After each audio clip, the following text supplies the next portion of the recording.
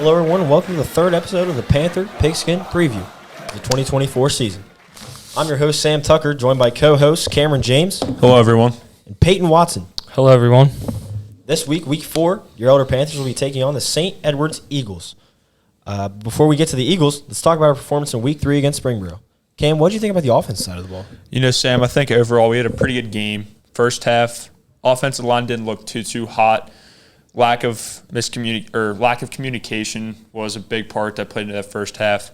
Even when the communication was there, we weren't getting it right sometimes. I just think that really kind of messed us up going into halftime. But we really cleaned up our act the second half. We were able to give some good shots for Caden down the field.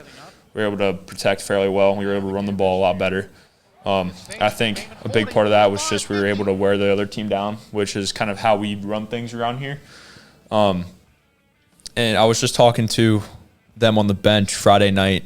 A big thing that we're going to have to do this week is we're going to have to play like how we played in that second half on Friday through the first, second, third, and fourth quarter. Absolutely. We're going to have to become a full game football team instead of, just showing out in a quarter or two or one half or the other. We have to put all the pieces together, and we have to come out and have a good whole game. Yeah, absolutely.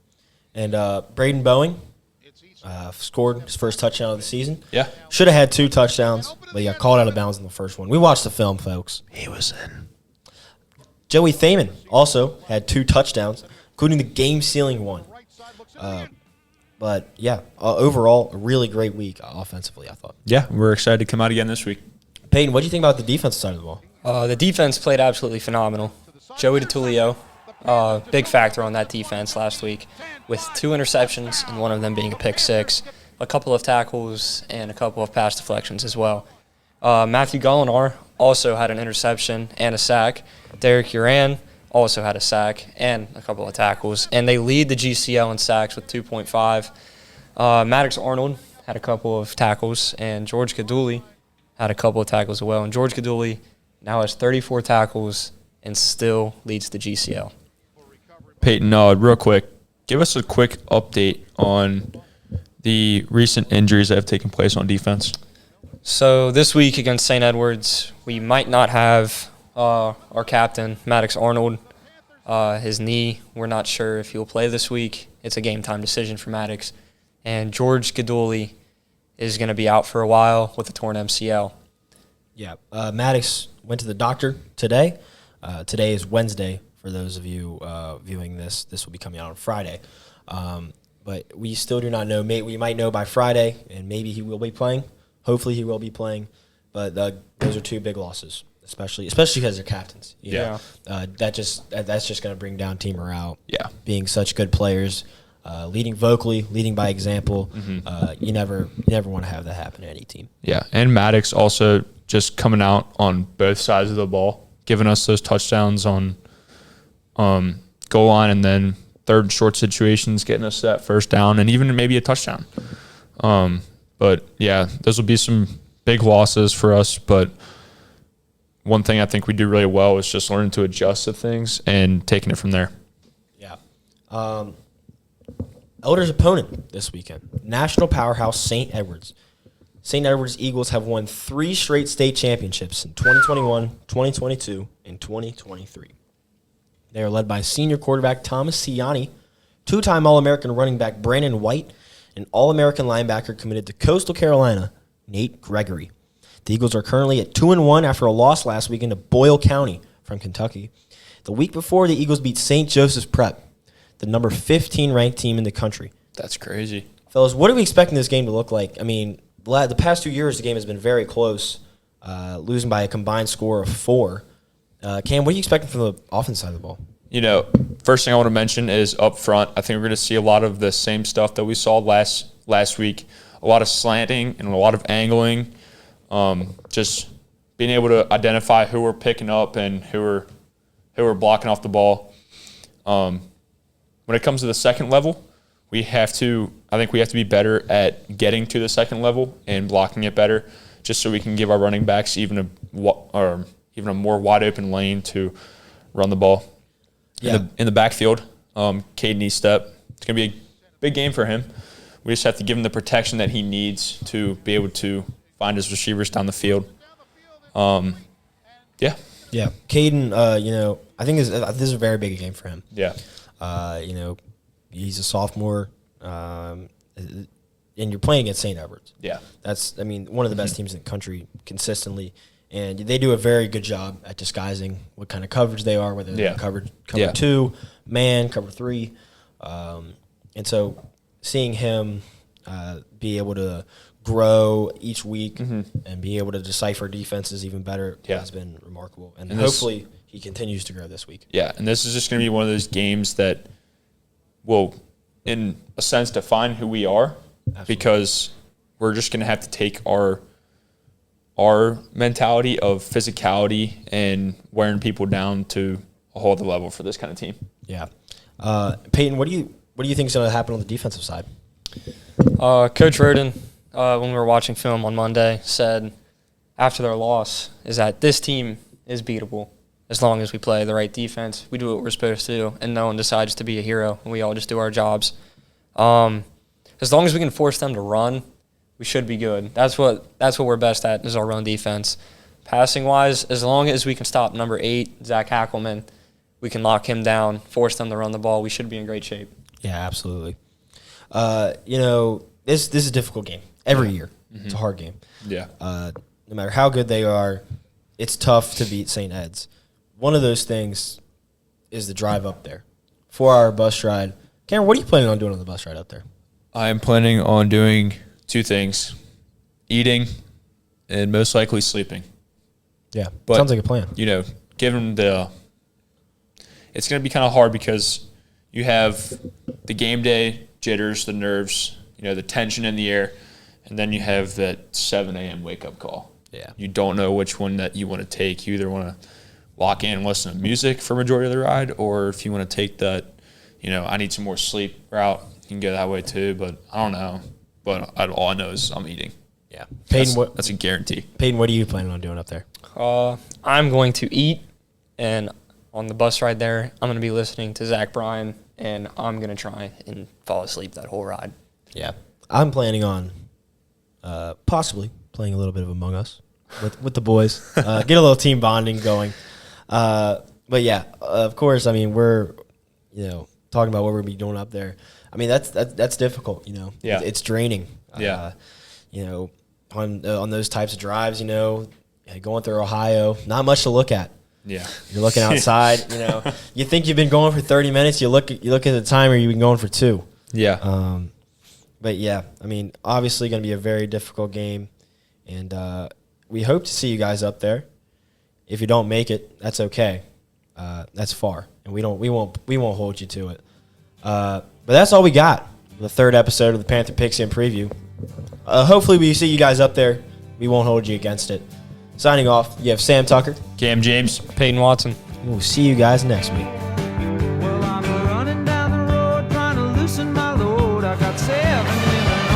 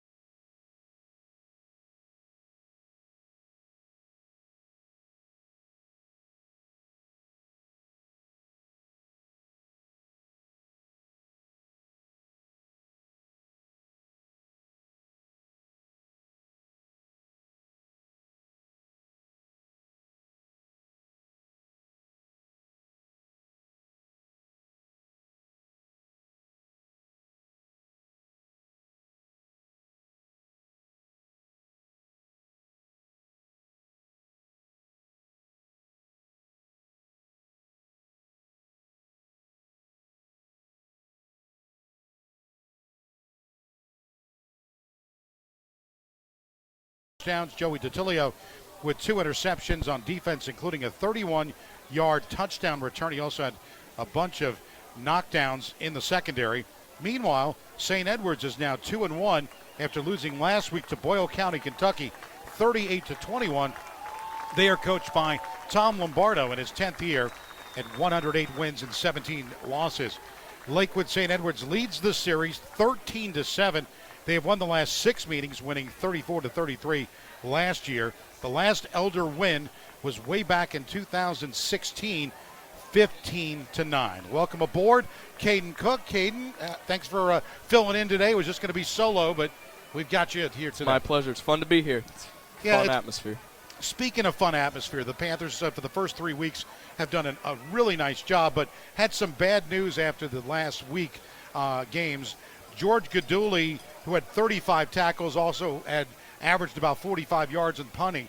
He's out for about 5 weeks at least, according to coach. And then Maddox Arnold had 27 tackles. Last week he got hurt, came back in the game, but they found out that he is now gone for the season. That's going to be a tough break for the Panthers. That is a tremendous loss for the Panthers. Maddox Arnold has had an amazing couple of weeks, so this could highly affect our deep playoff runs that we'll have for the rest of the year. Yeah, I mean, first man up always on this, but at the same token, it's rough. You know, you play 3 good games, and, you know, your defense has been the key. Joey DiTilio last week with a couple of interceptions, including one for a touchdown. So certainly that was a big game. This is going to be a tough one today because St. Edwards lost last week. They're always a tough opponent. They've won the last 6 meetings. Taking a look at some of the Elders' stats coming into this game, Caden Estep has had a good run so far, 32 of 46 for 341 yards, and his completion percentage is key, almost 70% at 69.6. Yep, him being a sophomore and doing all this is just wild to me. He is a young man coming in here playing kids that are twice of his size, and he's not showing any fear. He's got full courage. A quarterback rating of 156.2, so not bad on his side. He's been able to run the ball also for 121 yards on 27 carries, averaging 4.5 yards a carry. That is not taken off yet, but I have a feeling they're going to have to do a little more of that. They're also going to have to count on Joey Thaman, who's had 242 yards on 47 carries, 5.1. He has been a dual threat. He also has 12 catches for 90 yards coming in, 7.5 yard average. His longest has been 30, but 2 rushing touchdowns for Joey Thaman. One of the other things that they're going to miss from Maddox Arnold, he had 4 rushing touchdowns in the early going in the season. So now they're going to have to count on a little bit more in the fullback realm. They're going to have to count on J.P. Longano, who's going to have to fill in for the Panthers because that's some big shoes to fill. It is. Maddox Arnold was probably the best player coming into this team for these first few weeks, I would say. And it's a huge loss losing him for the rest of the year. Taking a look at some of the other defensive tackles, Joey DiTilio has had 16 tackles. Derek Uran is going to have to step up. He's got 16 tackles. Cooper Sandus has 19 tackles. And just looking at some of the other. So Alex Dugan's another one that certainly can help with 15 tackles. So the defense is going to have to start, playing up. Let's take a look at the matchup today.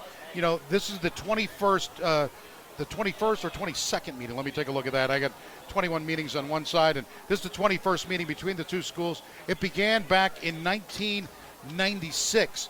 They've been alternating every year. This year we're in Cleveland. Next year back at the pit. But last year was a 1-point loss, 34-33, and the last 2 have been by 4 points. That is great. Yeah, looking at, you look at some of the numbers from the previous ones, they haven't won. The Eagles have lead the series 13-7. They've won 6 in a row since 2017. They did not play in 2020. That was due to the COVID pandemic. So certainly looking at Elder, they are 4-6 against them at home and 3-7 on the road. So a road game is tough. This early, this is the 4th game of the season, and the Panthers really need to play a complete game to beat the Eagles tonight. They are hungry for another win, I'll tell you that. And they really want to come in here and smack these guys in the mouth. They really want to. Absolutely. We'll take a look at the Caldwell Banker scoreboard update. And from, of course, because today we're Saturday, we played a lot of games yesterday. And I'll just run down some of the scores on the Caldwell Banker scoreboard update. It was St. X 31, Withrow with a 7 only, 31-7 there. LaSalle with a win over Louisville Central, 7-6. Some other scores: Princeton 17, Lakota East 16. It was Cooper 42, Campbell County nothing. Hamilton 7, Mason 3, and Ryle took care of Highlands 34-28. That's just some of the scores from yesterday on the Caldwell Banker scoreboard. And the Caldwell Banker scoreboard always, to even the score in your next real estate transaction, go to cbhomes.com. So today we will see Moeller taking on Benedictine Academy, and of course Elder here at St. Edward's. Normally this game's a 4:30 start, but kind of nice getting a little 2 o'clock action. It is nice. It's sun's out. It's a warm atmosphere. It's wonderful weather, I must add. Wonderful weather for this game today. Yeah, well, it's been a great day, and a lot of places not getting much rain, especially on this side. But you know what? Not complaining. It is about 81 degrees, and certainly it's good weather. A little humid, but certainly a great day for football, as it always is here, playing at Lakewood at First Federal Lakewood Stadium. Of course, the Eagles do not have their own stadium, but why have their own when there's one couple miles down the road, right? Yes, this is pretty good. This is a good fill-in for not having a stadium. Yeah, it does a nice job. They've got new field turf, and it's funny because if you look at the colors, they kind of look like LSU a little bit, the colors here. They've got the purple, which Elder loves, by the way, and then the purple yard markers, which change it, and the yellow across the middle of the field. So certainly going to have all that and more. We're going to come back on the Mercy Health Orthopedic and Pregame Show. We'll come back with the coach, and then we have a 2:10 kickoff today this afternoon. So we'll take a break. We're coming back on the Mercy Health Orthopedic and Sports Medicine Pregame Show on the Prep Sports Radio Network.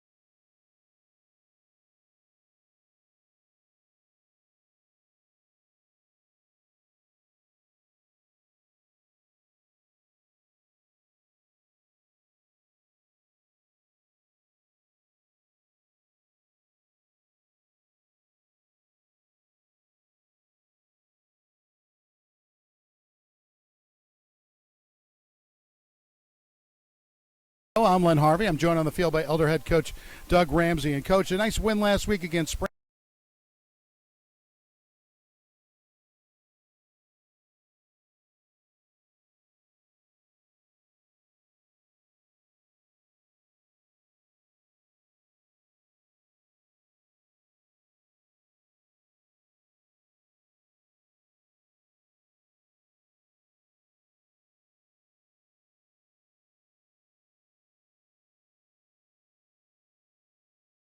Dropping the ball. Our guys made good plays on defense and did a great job with that. Speaking of great plays on defense, Joey DeTillo had a game of his life. He had 2 interceptions, a fumble recovery. He was all over. He was, and a couple defense passes as well. Yeah, he and tackles. He had a great night. And it's funny that he's a guy that last winter was hurt. With wrestling and whatnot. Wasn't sure he was going to play football. Went through all the therapy. It's like I don't know if I want to do this, and thankfully he did because he's played well for us. So you have to be really pleased with Estep's Estep's play because he's 69% completion percentage, 4 touchdowns, and only 1 interception. Yeah, he's done a good job. I think he's grown into into this position, and as the season goes, we'll turn him more and more loose and give him more opportunities. Because we're going to have to throw the ball a little bit more to have success, especially in this next 4-game stretch. Yeah, now the running game continues to shine. Joey Thaman's done a nice job. He's got over 242 yards already. Yeah, it wasn't shining in the first half. We had 1 yard rushing in the first half last week, but then he ended up over 100, in the second half. So, like I said, I thought it took our offensive lineman a little bit while to get going last week, but they did a great job in the second half. So long bus ride today, playing on a Saturday. Coming up to Cleveland. It's a little earlier start than normal. What should we expect though from this Lakewood team? It's a good team. They're coming off of a loss, which they don't do very often. So they're probably going to be angry, but they're still very skilled. They played a really good Boyle County team last week, and it was a 21-all game in the third quarter, and then Boyle County they got a score, and then Eds turned it over, and then Boyle County didn't stop scoring. So they've got they're big again up front. They're running back sophomore. It was a junior now. It was a sophomore against us last year. Rushed for 200 yards, and he rushed for 200 yards in the state championship game last year. So he's a big time player. And defensively, they've got good players, good size. They just give you so many different blitzes and looks, and we got to be on. We really have to communicate on the offensive line today. They've always been a tough opponent, but it seems like even though you look back, it's like 2016, the last win. Yeah, we've played them. You think the last 2 years we've lost by a total of 4 points. 1 point last year, 3 points up here the year before. We've played them well. We just can't get over that hump, and we're going to have a good day today to be in that position. Speaking of a good day today, you're going to have to do it shorthanded though. Yeah. Unfortunately, we're up to 4 guys now that have been 4 starters that have been injured and not been to play. So Georgie Gaduli and has a knee injury. Hopefully that he can be back in 5 to 6 weeks, and then Maddox Arnold, he has surgery next week and he's done for the season. So that makes it really tough. Those guys were the top 2 tacklers in the GCL after 3 weeks, and we're just gonna have to go on. It's gonna give other guys opportunities to play. Hey, you talk about next man up. It's tough when you've got the top tacklers on the team. Yeah, it really is. It's a hard thing. 2 captains, two of our better leaders, but that's part of this. I think the hardest thing, and the other kids say, it's heartbreaking for guys who work so hard, in their senior year, and in Georgie's case to be done, not have any hope anymore to play football in high school. It's a sad thing, but again, they've been good. They've talked to the guys, and just relay like, hey, this could happen to you. Make the most of your opportunities. Exactly. Well, thanks, Coach, and good luck tonight. You're listening to the Mercy Health Orthopedic and Sports Medicine pregame show on the Prep Sports Radio Network. Wardway Fuels has been your reliable Westside home fuel oil and propane supplier for over 30 years, but that's just a small part of what they do. They sell and service great grills like Weber, Duquesne, Broilmaster, and others. They offer complete pool supplies and expert service, and with cooler weather on the way, it's time to good. consider We're an outdoor 522. fireplace. And they service and sell indoor 547 fireplaces and left. accessories as well. Wardway Fuels is located at Glenway and Bridgetown Road. You hear us Their okay, number is Paul? 574-0061. Oh, yeah. All right, Sounds good. 574-0061. Hello, I'm Dan Elsesser.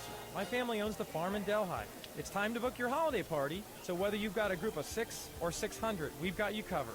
Every Tuesday and Thursday night, we can accommodate groups of up to 100 guests during our fabulous dinner buffets from 4:45 until 8 p.m.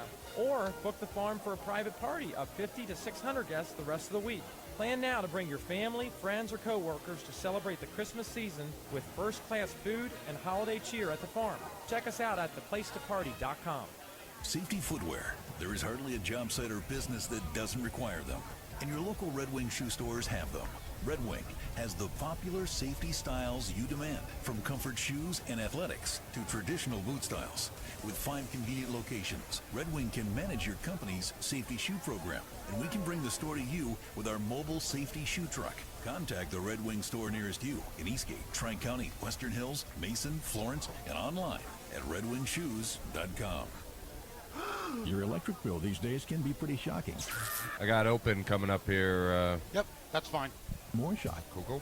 It has solved both problems Good. by calling Cooper Electric. Cooper has been serving Greater Cincinnati's electrical needs for over 64 years. They're licensed pros with years of on-the-job experience. Cooper Electric will save you money by wiring or rewiring your home more efficiently and installing devices to conserve electricity. And when you call Cooper Electric, you'll be in for another shock.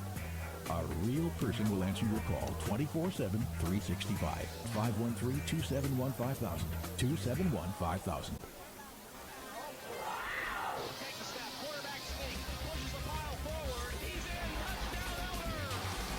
It's time for the Kelsey Chevrolet Elder Panther Game of the Week. Brought to you by Kelsey Chevrolet in Lawrenceburg. And by the Farm Reception Hall and Buffet Restaurant. Holding Realtors. Mercy Health Orthopedics and Sports Medicine.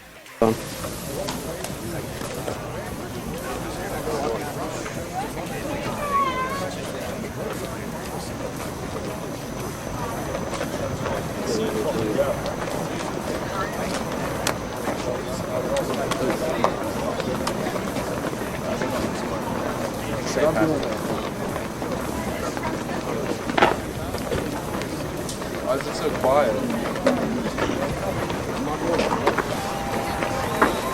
Good Saturday afternoon. Welcome, Upland Harvey, along with Katie Cook.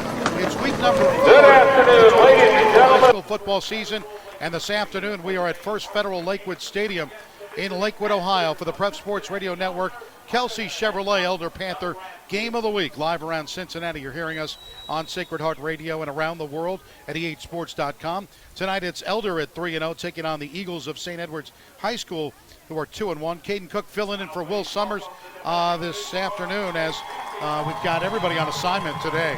Last week, Elder took care of Springboro 30-6 behind Joey Thaman's 2 rushing touchdowns and Joey DeTillia with 2 interceptions on defense, including a 31-yard touchdown return.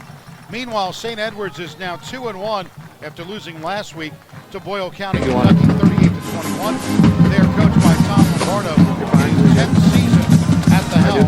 He's 108-17 state championships. Lake St. Ed leads the season against Elder 13-7, and they've won the last 6 meetings between them, winning 34-33 last time. The last Elder win was way back in 2016, and that was 15-9. So back in 2016, the Elder Panthers win. The Wardway Fuels game time temperature is 81 degrees. Wardway Fuels provide heating, oil, and propane for the home or business heating needs. Gas grills and pool supplies are also available, including parts and service. Wardway Fuels, located at the corner of Glenway and Bridgetown Road at 513-574-0061. A rare 2:10 start. Caden, you know, this is a nice time to play football, but it's going to be a little warm today. It is, and you want to see if that takes a factor on your players too. You always want to be next man up just in case guy goes down with a cramp injury, which we hope nobody has on either side of the ball. And it all really matters if that does happen. Unfortunately, if that does happen, can that next guy step up and fill his spot and do as good as he was doing before he sadly got an injury or a cramp or something like that? Yeah, so Elder's going to be in their typical road jerseys. They're going to have the purple pants with the white shirts, the purple numbers, the white helmet, and purple. Meanwhile, looking over at St. Edward, the Eagles in their home green jerseys with the yellow, and then the yellow pants with the green, and they've got the yellow helmet with kind of the E, which looks like the Green Bay Packers. Yes, It's it the does. best describe it for those of you that are at home. And the Elder Panthers have elected, they've won the toss, and they have elected to defer. So they will kick off to the St. Edwards Eagles. Oh yeah, perfect St. framing. Edwards Look at is that. set. It's like he knows what we're doing.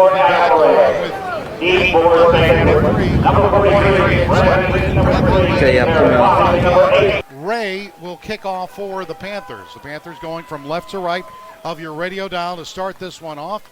A great day for football, and everybody, you got some purple in the stands, so a lot of people made the trip up from Cincinnati to Cleveland today. So Ray will get ready to set this one up as we do have TV covering this game here in Cleveland, so there'll be a couple of times when there'll be some delay a little bit as they get ready to start it. But again, back deep is Hackelman setting up. So Ray getting most of the kickoff duties. In the beginning, they were using a little bit of a mixture between the two, between Max Crawford and Ray, but now Ray is taking over for most of it, and we'll see how this goes. So from left to right, we were ready to begin on a Saturday afternoon, and the kick is a little bit short of the end zone, but taken back, and it'll be out the 10-yard line. And not much doing there at the 12-yard line. The Panthers' Joey DiTilio makes the stop and does a good job there, Caden. Just like he was last week, he's already back at it. Got the first tackle of the game. Bradley Eaton with the carry for Lakewood St. Edwards. So they'll start off on a 1st and 10, but they're way back. Ball started at their 13-yard line, so good start. DiTilio lines up on the right side for the Panthers. As mentioned, no Maddox Arnold, no George Gaduli, as both players are out for a while, but the Panthers are going to have to do without. They'll set up shotgun setup. It's Cheney, number 12, and Cheney gives it off to the running back, and he's going to get up to about the 14-yard line. He's the fill-in running back as Buchanan, as the normal running back, Brandon White, is out injured today. They had a hole right there. I mean, the Elder defense collapsed on it when they saw him trying to take that shortcut through the hole. Great defensive line for Elder. Two twins on the D-line. Two twins.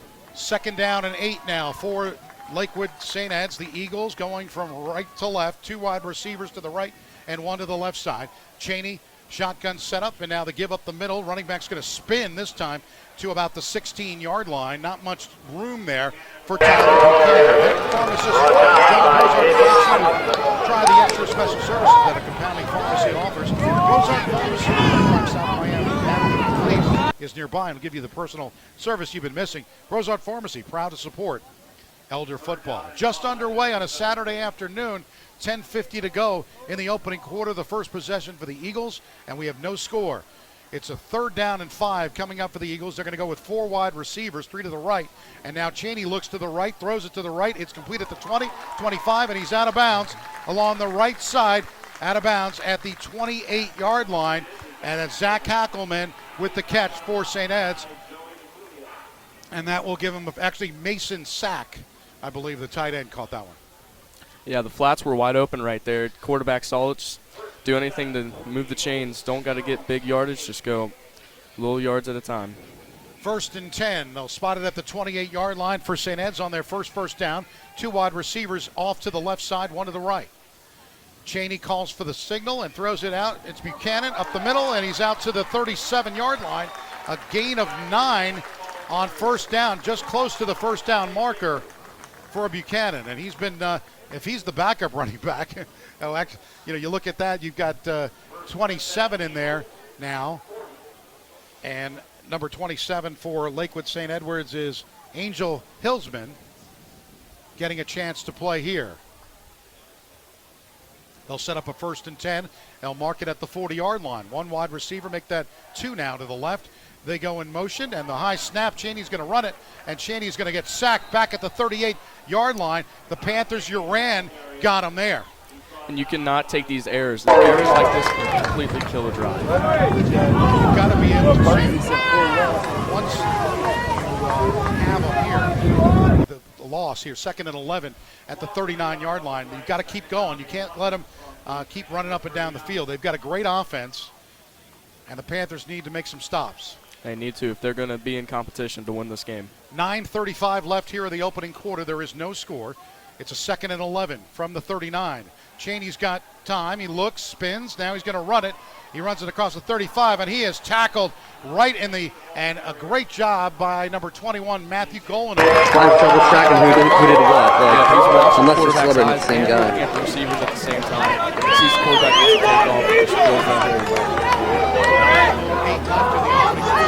No score here in Lakewood, Ohio. The Panthers travel up north here on a Saturday afternoon. Panthers 3-0. The Eagles at 2-1. Now it's a 3rd down and 13. They're going to move the football back to the 37-yard line here at First Federal Lakewood Stadium. 2 wide receivers to the right, 3 now to the left. So an empty backfield, 5 wide. Setting up his Cheney back at his 30. He steps, he looks, and he's throwing down the field, and it is intercepted, and dropped. It was held in a minute. It was Colton Sanders. He had it and lost it, but it's 4th down coming up. Man, you got to get those, I will add one thing to the St. Edwards offensive coordinator calling no protection in the backfield. He really puts trust in his offensive line to take care of those 3 pass rushers that there were right there. They've got some big boys in the offensive line. That's why. Yes, they do. And the Panthers, Sanders, who had the almost had the interception, he'll be back to receive this punt from, as the Panthers with Barkley back at his 24-yard line. Sanders at the 25 of Elder. 8:35 left here in the opening quarter, no score. Panthers forced the punt here, and it's a good one. It's going to bounce about the 30-yard line, and it's going to let it drop and take an Edward bounce at the 19. So the Panthers will have the football at the 19-yard line. Kelsey Chevrolet is your Westside full-service Chevy dealership and proud supporter of Elder Sports on the radio. Now at Kelsey Chevrolet, easy for me to say, now at Kelsey Chevrolet, lifetime powertrain protection. See Walt Kelsey or Paul Cluxton at Kelsey Chevrolet, Route 50 in Lawrenceburg, or kelseychev.com. 8:23 left in the opening quarter. Good defensive stand. And now they will have a 1st and 10 at the 20-yard line. Setting up his E-step. He's got 2 wide receivers to the left and 2 to the right. He steps back at his 15, now steps back at around the 13 to throw, and it is complete to Paff at the 30-yard line. So a gain of 10 on 1st down, and the Panthers will have another 1st down. The line of scrimmage for technique. Nice catch. I want to see how E-Step does against this first really, really big competition that they're going to have this year. These guys, like we've said, back-to-back state champions. These guys are a big deal. And if E-Step can get a win over these guys, that's a big win. Yeah, it's always tough to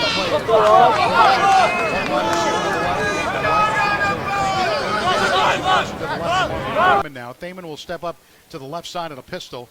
And now the give is to Thaman. Thaman across the 30. He's at the 32-yard line. A gain of just 2 on 1st down. All day on-the-job comfort starts with quality Red Wing footwear. And equally as important is getting a perfect fit. Red Wing Shoe Stores offers the ultimate fit experience using advanced computer scanners that takes a 3D image of your feet to calculate your perfect fit. Find great footwear at the Ultimate Fit at Red Wing Shoes in Florence and in Western Hills. 7:22 left here in the opening quarter. Panthers, no score. First possession of the game after a defensive stand, and they'll have it at the 32 with a 2nd down and 8. E-Step lines up at the 26-yard line. He lines up with 1 wide to the right, 2 to the left, and now he's going to run it and sack back, and a big tackle by Jaden Woods, the defensive tackle, back at the 25-yard line, a big loss. Got inside of number 65 right there and just ripped through, got him for a loss. Yeah, the Panthers needed to get a little bit on that one, but you know that defensive tackle.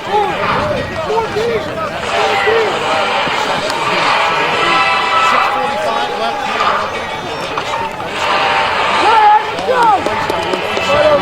It's a long 3rd down for the Panthers.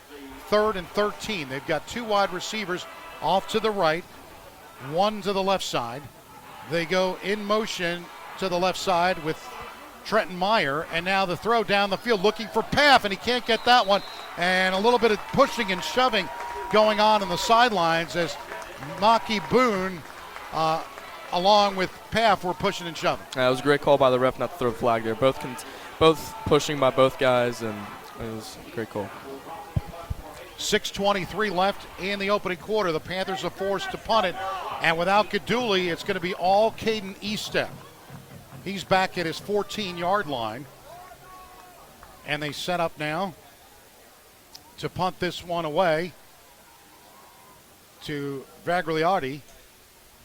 And now Estep's going to punt it and does a good job. It's going to go bounce at the 30 and go out of bounds at around the 28-yard line. So good kick for the Panthers.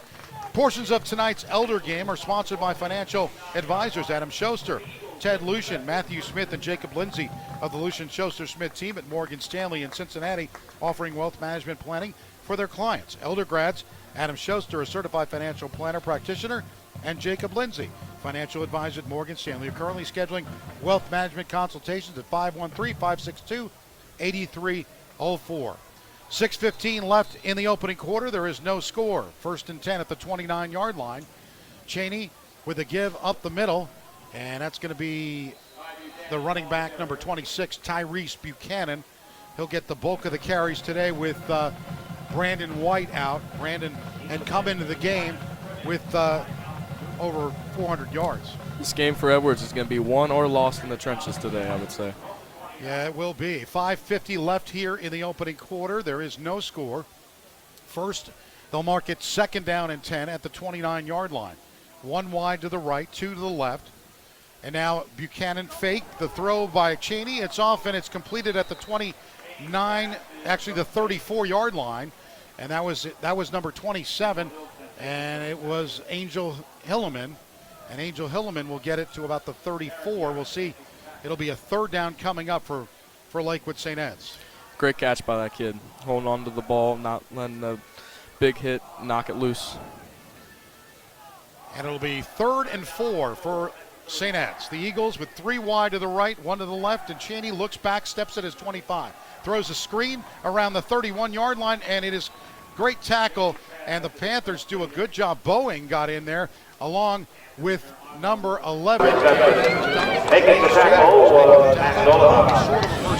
They tried a little halfback screen right here. It looked like the offensive line could get upfield as much as they wanted to. Second punt of the game for P.J. Barkley. Sandus will be back at his 32-yard line to try to return this one. It's at the 36-yard line. It's a 4th down and 3. And Barkley's back at about his 22. Here's the snap, and Barkley is going to take his time and kick it high. It's going to be a short kick, though. Fair catch is called for, and it takes a bounce, an Elder bounce. And now St. Ed's bounce to about the 40-yard line is where the Panthers will get it. So 40-yard line for the Panthers. Just a 2-hour drive away is the beautiful Kentucky Red River Gorge, and visit Red River Gorge Cabin Rentals to plan your perfect getaway. Red River Gorge Cabin Rentals has almost every imaginable accommodation: cabins, campgrounds, a resort lodge, and much more. Visit RedRiverGorgeCabinRentals.com. 4:13 left, a very fast-paced first quarter here in Lakewood, Ohio. Lakewood High School, the first Federal Lakewood Stadium, and the Panthers have a football. They're going to mark it at the 44-yard line, so even better field position for the Panthers. 3 wide receivers left, 2 to the right, empty backfield for Estep. Steps back at his 32, and now throws it. It is complete to Thaman at the 40, down to the 35 of Lakewood St. Ed's, and a first down for the Panthers. There's that dual threat of Joey Thaman. He can do it on the run, and he can do it on the pass. We talked about that a little bit in the pregame show about his ability to run at 240 yards rushing. He also had 12 catches receiving, and he's been doing a good job. Only averaging a few yards each catch, but he's always there, and that was a bigger gain. Yep, and that always still helps a drive to keep it going. So they'll mark it at the 35 of Lakewood St. Ed. So the Panthers get into the Eagles side of the territory at the 35 and a 1st and 10 for Estep with 3:42 left in the opening quarter. Estep steps back at his 42, now rolls to the right, down the field, he's got an open man and path for the touchdown, 35 yards, a rollout screen almost. Beautiful throw by Estep.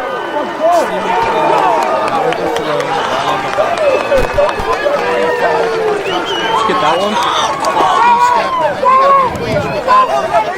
one. The way he rolled out to his right and just threw that ball on a dime. Great blocking by the lineman as well to turn the defense's body to face the other way to let Estep roll out and get an open view on his receivers. And that 35-yard touchdown comes. 3:36 left. Panthers have a 6-0 lead. Ray will look to kick this one for the extra point. Thaman will hold it. The kick with the right foot is up, and it is good. So with 3:36 left in the opening quarter, it's Elder 7, St. Edward Eagles nothing. We'll take a timeout on the Prep Sports Radio Network. Elder fans, Paul Cluxton here with Kelsey Chevrolet, your West Side full. Let's go, Bo!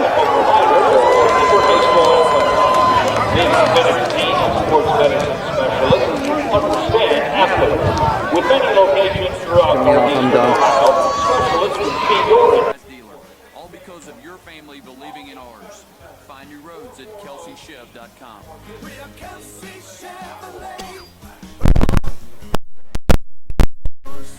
Sacred Heart Radio is brought to you by you.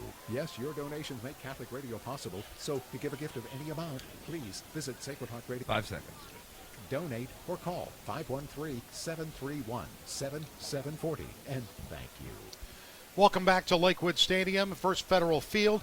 And right now it's Len Harvey along with Caden Cook. And Caden, that was a great drive by the Panthers. 35-yard touchdown from E-step to Path. It was. They looked very dominant right there.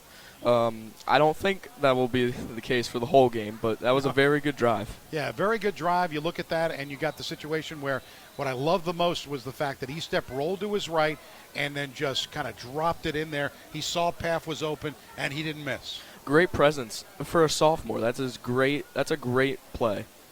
It is. The Panthers will, again, kick this one off. So the Panthers with a 7-0 lead. Adam Ree will kick it off. Back deep is Zach Hackelman. So from left to right, Panthers with the 7-0 lead with 3:36 left here in the opening quarter. St. Edwards has stalled on their first couple of drives. And now Ree will kick a line drive. It's going to bounce into the end zone, so a nice job. And it'll be St. Edward's ball at the 20. The Underground Sports Shop provides the Prep Sports Radio Network with our great-looking shirts, jackets, pullovers, and hats. And they can make your business organization look professional as well. The Underground Sports Shop and owner Sean Mason supports this broadcast and Elder football. 513-751-1662. That is the Underground Sports Shop. 1st and 10 at the 20-yard line for Lakewood St. Edwards. They've got Thomas Cheney, the quarterback. 2 wide receivers to the right. They look over the 20-yard line. Now the 25, the 30, and Buchanan out to the 35-yard line. Lots of missed tackles there. You got to capitalize on those. Can't let them break free. 3:25 left here after that nice gain up to the 35-yard line on the 1st and 10. The give again to Buchanan. Buchanan across the 40, the 45, and he's out to the 48-yard line. So a 48-yard line. Panthers now all of a sudden the defense is having some issues. Going into the hurry up here. And they set up now with that 1st and 10 at the 48. The Buchanan now. He'll get back to the line of scrimmage, and that is all they'll get. It's a good stop. You need to halt their momentum right here. Can't let them get a first down on every single drive or every single play. 2:50 to go in the quarter. Setting up is Cheney. The throw to the left side is complete at the 45 and out of bounds at the 47-yard line. It was a good job by number 1, Luke Hess, with the catch. It was soft coverage right there. That's how he got so open in the flat. And now Lakewood St. Ed's. Cannon. This third down just short. Third down, marking at the 33-yard line. 2 wide receivers set with Hackelman to the right. 1 wide receiver to the left side.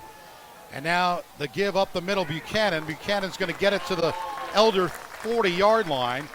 And that will be enough for a St. Edward's first down. Your health has always been a top priority to our partners at Mercy Health. Lucky for our student athletes, they don't have far to see that in action.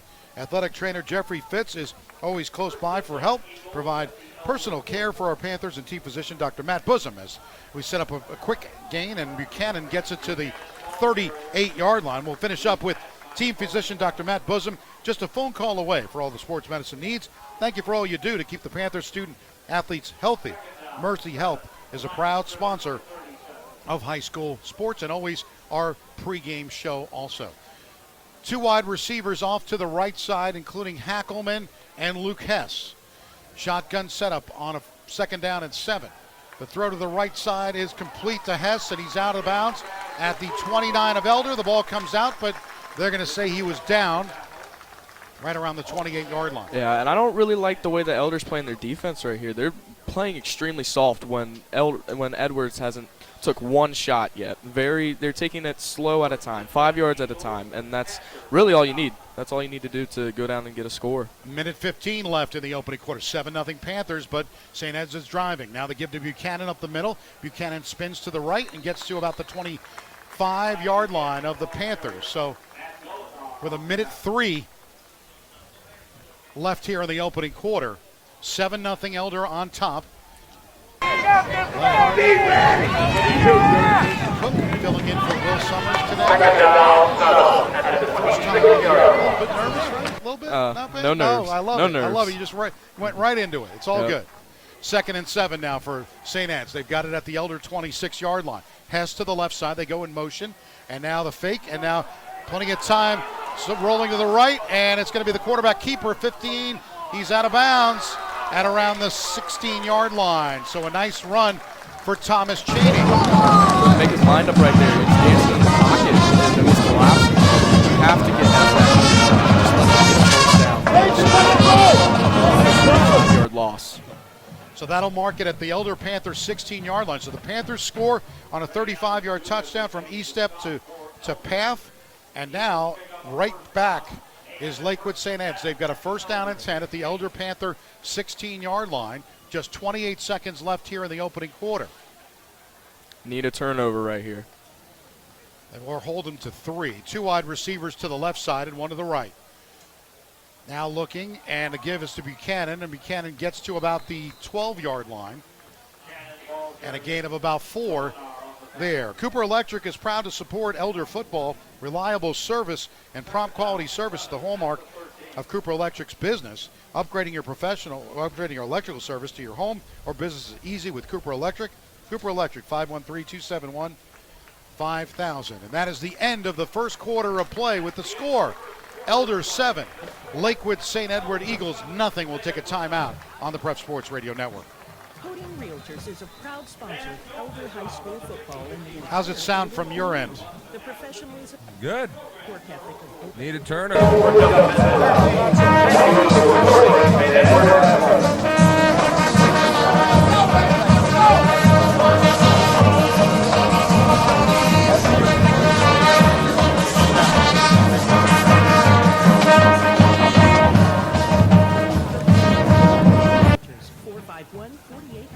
and on the web at coding.com. Hold on. Support for Elder Panther football is from Cliffview Resort and Red River Gorge Cabin Rentals. Immerse yourself in the natural beauty and serenity of Kentucky's Red River Gorge.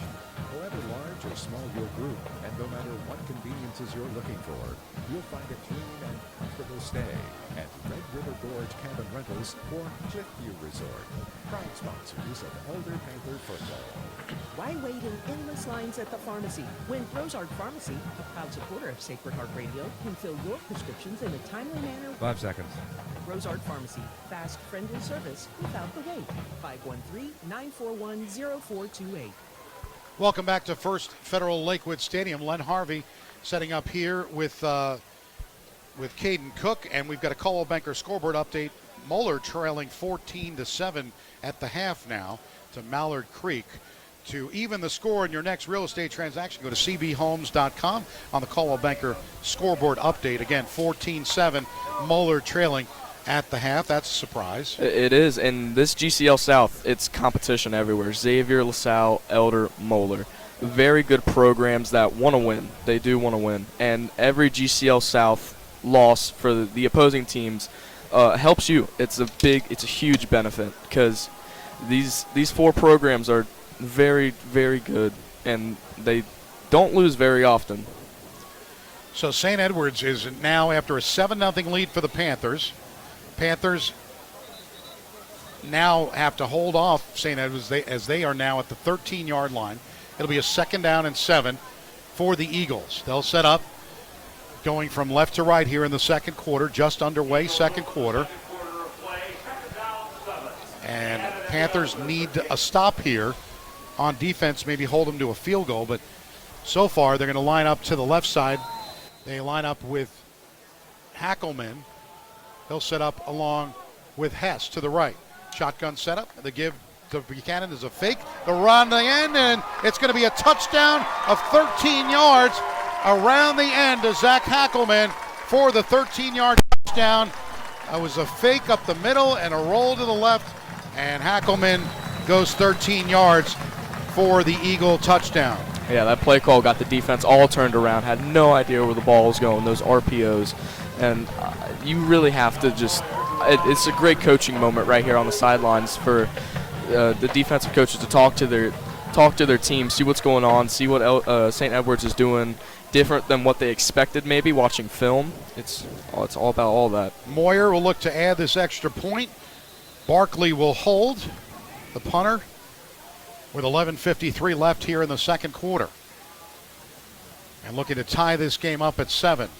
Here comes the snap. Barkley the hold. The kick is up, and this one is good. So with 11:53 left in quarter number 2, it's all tied up. It's the Eagles 7 and the Panthers 7. We'll take a timeout on the Prep Sports Radio Network.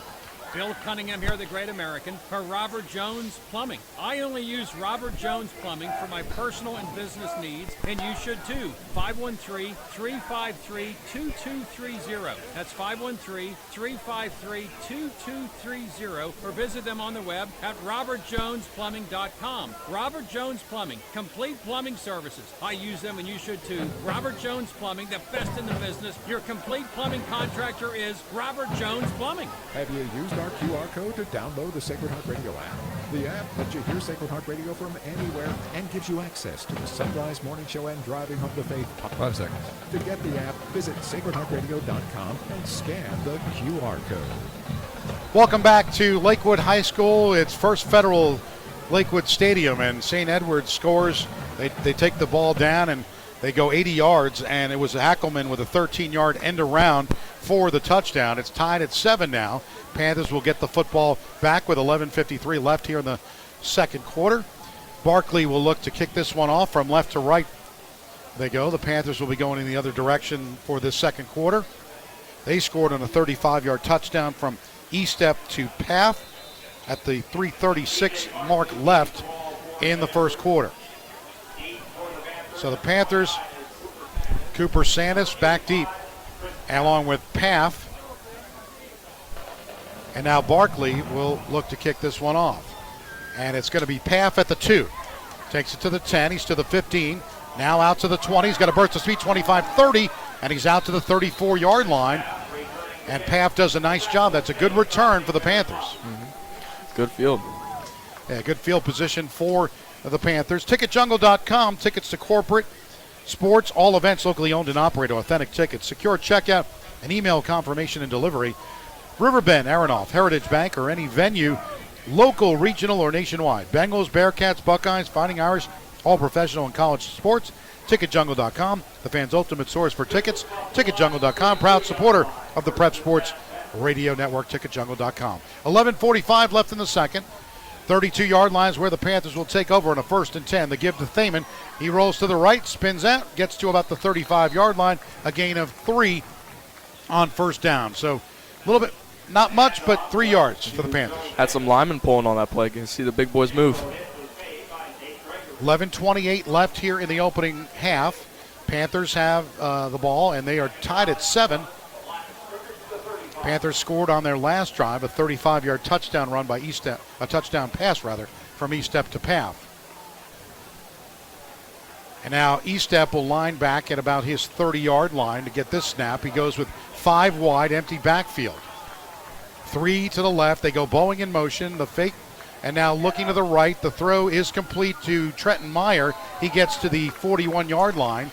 A gain of 6, so it'll be 3rd down and a short yard coming up. Panthers do a good job on that. They get what they need. Now it's just a quick third down. They're going to mark it at the 41-yard line, just a short third down for the Panthers. Panthers they've got Luke Ross in the game now. He'll line up as a receiver. They put Meyer to the bench. With 10:30 left here in the second quarter, tied at 7 on this Saturday afternoon of football. One wide to the right. Now Thaman goes, and also Paff go in motion. Thaman will line up to the right side of Estep. And now the give to Thaman and nothing doing. He lost a couple of yards on that one. Got into the line and it was, everybody was there and everybody was able to make the tackle pretty much, but Brandon Schultz was in there to make that tackle. Yeah, that Edwards D-line just collapsed and quite frankly just dominated that Panthers O-line right there. That was sad to watch. 9:50 left here in the half. And now it'll be 4th down and 3. And the Panthers will have Estep back to punt this one away.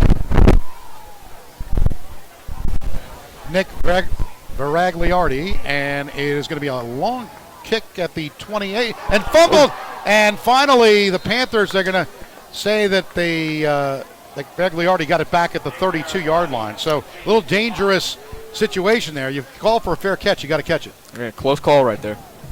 And if Elder would have got that, they would have been in good field position to, even if you don't get a touchdown, get 3 points there. Every point matters in this game. It's never too early to book your holiday party at the Farm. Their great service, delicious menu, and convenient location at 239 Anderson Ferry. An ample party makes an easy choice. Contact Dan Elsesser at 922-7020 and check them out on the web at theplacetoparty.com. Set up now. It's going to be another end around, and this time not as much as the last one. Hackelman got 13 and a touchdown. This time just gets a few. So a good gain for Lakewood St. Ed's. They'll move the football up to about the 34-yard line. It'll be a second down. They're going to only say he got 2, though, so 2nd and 8. 2 wide receivers left, 2 to the right. Buchanan in the backfield. Setting up. Cheney looks to throw the football, throws it to the sideline, and it's complete around the 35-yard line. Are they going to say he trapped it? Hackelman. Was that good or not? I think he caught that one. Yeah, that was a pretty good catch. It looked like it was pretty low to the ground, though. Yeah, quarterback had to get rid of it, or he would have been drilled. Had to find a receiver to throw to, or potentially just throw it out of bounds, so you don't take a sack on that. 8:53 left. It's a 2nd down and 8. Oh, so now they're going to say defensive holding on the Panthers. Catch. They're going to add to it. Yep. They're going to take number 51, Javen Hutchinson, out. After that penalty. 1st and 10 for the Eagles. They'll spot it at the 43-yard line. 2 wide receivers off to the left, Luke Hess and Joe Saffold. 1 to the right side. Setting up Cheney. He's back at his 35. He's got a good arm. Throws it down the side and holding. And you're going to get a flag on that one. You could see that from here. Unfortunately, Corey Selly grabbed the jersey, and that is not what you want to do. But to be honest, that would have been a touchdown. Yeah, it was a smart play. It's way better to get the pass interference call than a potential touchdown. Yeah, that was going to be a touchdown. So Selly did what he could there. 8:35 left here in the second quarter. We are tied at 7. But Lakewood St. Ed's, this is now the second drive in a row where they've really shown that they're getting into the game now. A little earlier, they weren't doing a lot of the plays they're doing now. Yeah, they were a little slow on their first drive, but it seems like they've turned it on. Two wide receivers with Luke Hess and Saffold to the left side, 2 to the right side, 4 wide with 1 running back in the backfield. The give is a fake, and the quarterback keeper, 35, and he's out to the 32-yard line of the Elder Panthers. So a gain of 10 and a first down for the quarterback, Cheney. Yeah, number 50, Jaden Hutchinson. He was right there to make the tackle, but he got confused on who the ball handler was and just whiffed on it. 8:20 left here, second quarter. Tied at 7, but the Eagles on these last 2 drives have been able to move the football up and down the field, and they're doing it easily. They'll mark it at the Elder Panther 32-yard line. 1 wide receiver right, 2 to the left side now. And now Cheney, we're going to get a whistle here. I think we got a timeout going the other way. So with 8:04 left in the opening half, it's 7-7. We'll take a quick timeout on the Prep Sports Radio Network. This is Dr. Matt Bosom with Mercy Health, head team physician for Elder High School. Every athlete dreams of competing at the highest level. Getting there can be hard. Injuries can slow down even the best players. Injuries from the simple to the complex.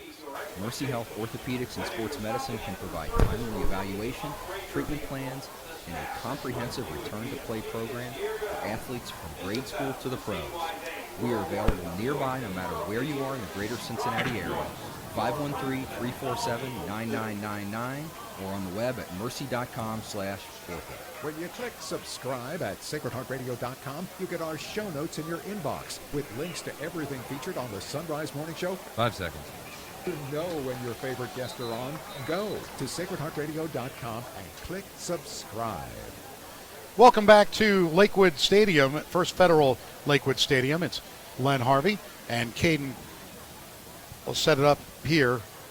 Caden Cook getting his first chance here with 8:04 left here in the second. Tied at 7. The Eagles have been moving the football, though. They've got a 1st and 10 at the 32-yard line of the Panthers. 2 wide receivers left.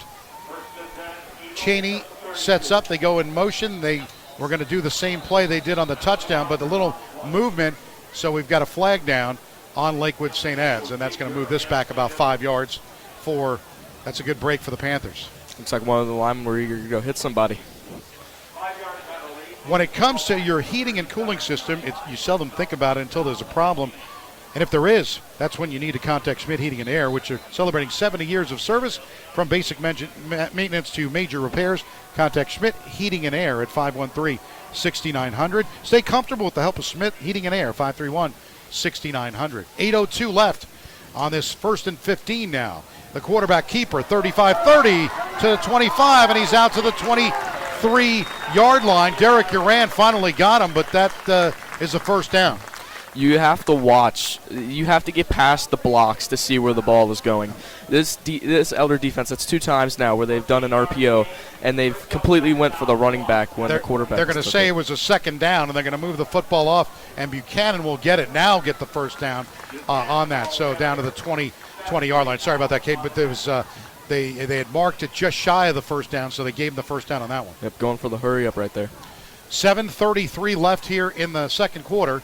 Tied at 7 here in Lakewood, Ohio. Panthers traveling up north this morning. Good bus ride. They're playing without Gaduli and without Maddox Arnold. Tough to do with those 2 guys on defense, and you can start to see the defense starting to get a little tired here in this second quarter. 1 wide receiver to the left, 1 to the right. Buchanan is going to get the carry. Buchanan inside to the 15-yard line, and he'll get about 5 on that with 7:05 left here in the second quarter, tied at 7. The real estate market can be frustrating and confusing, but having Coldwell Banker professionals guiding you every step of the way can make the process easier. Contact Coldwell Banker at cbhomes.com or 922-9400. Second down and 2 from the 5. And now the give again. It's going to be the quarterback. He's going to keep it himself. And Cheney gets to the 12-yard line. A gain of a couple. It'll be 3rd down coming up with 6:35 and counting left here in quarter number 2, tied at 7. Got to hold them to 3 right here. See what they can do. Yeah, it would be tough because if they give up another touchdown here, looks like the more that St. Edwards is starting to feel it in this game right now, and that's what you don't want. You don't want to get into a groove. 1 wide left, 1 wide right, and they set up now. The give up the middle. It's Buchanan, and Buchanan's going to get the first down. It was a 3rd and 1, and they get the first down. So now it'll be 1st and goal coming up for the Eagles, trying to score again. They just scored on their last drive on a 13-yard end around by Hackelman. Yep, this big Edwards line is doing its job. They're pushing around the D-line of the Panthers. Let's see if the Panthers D-line can get back there and get a stop.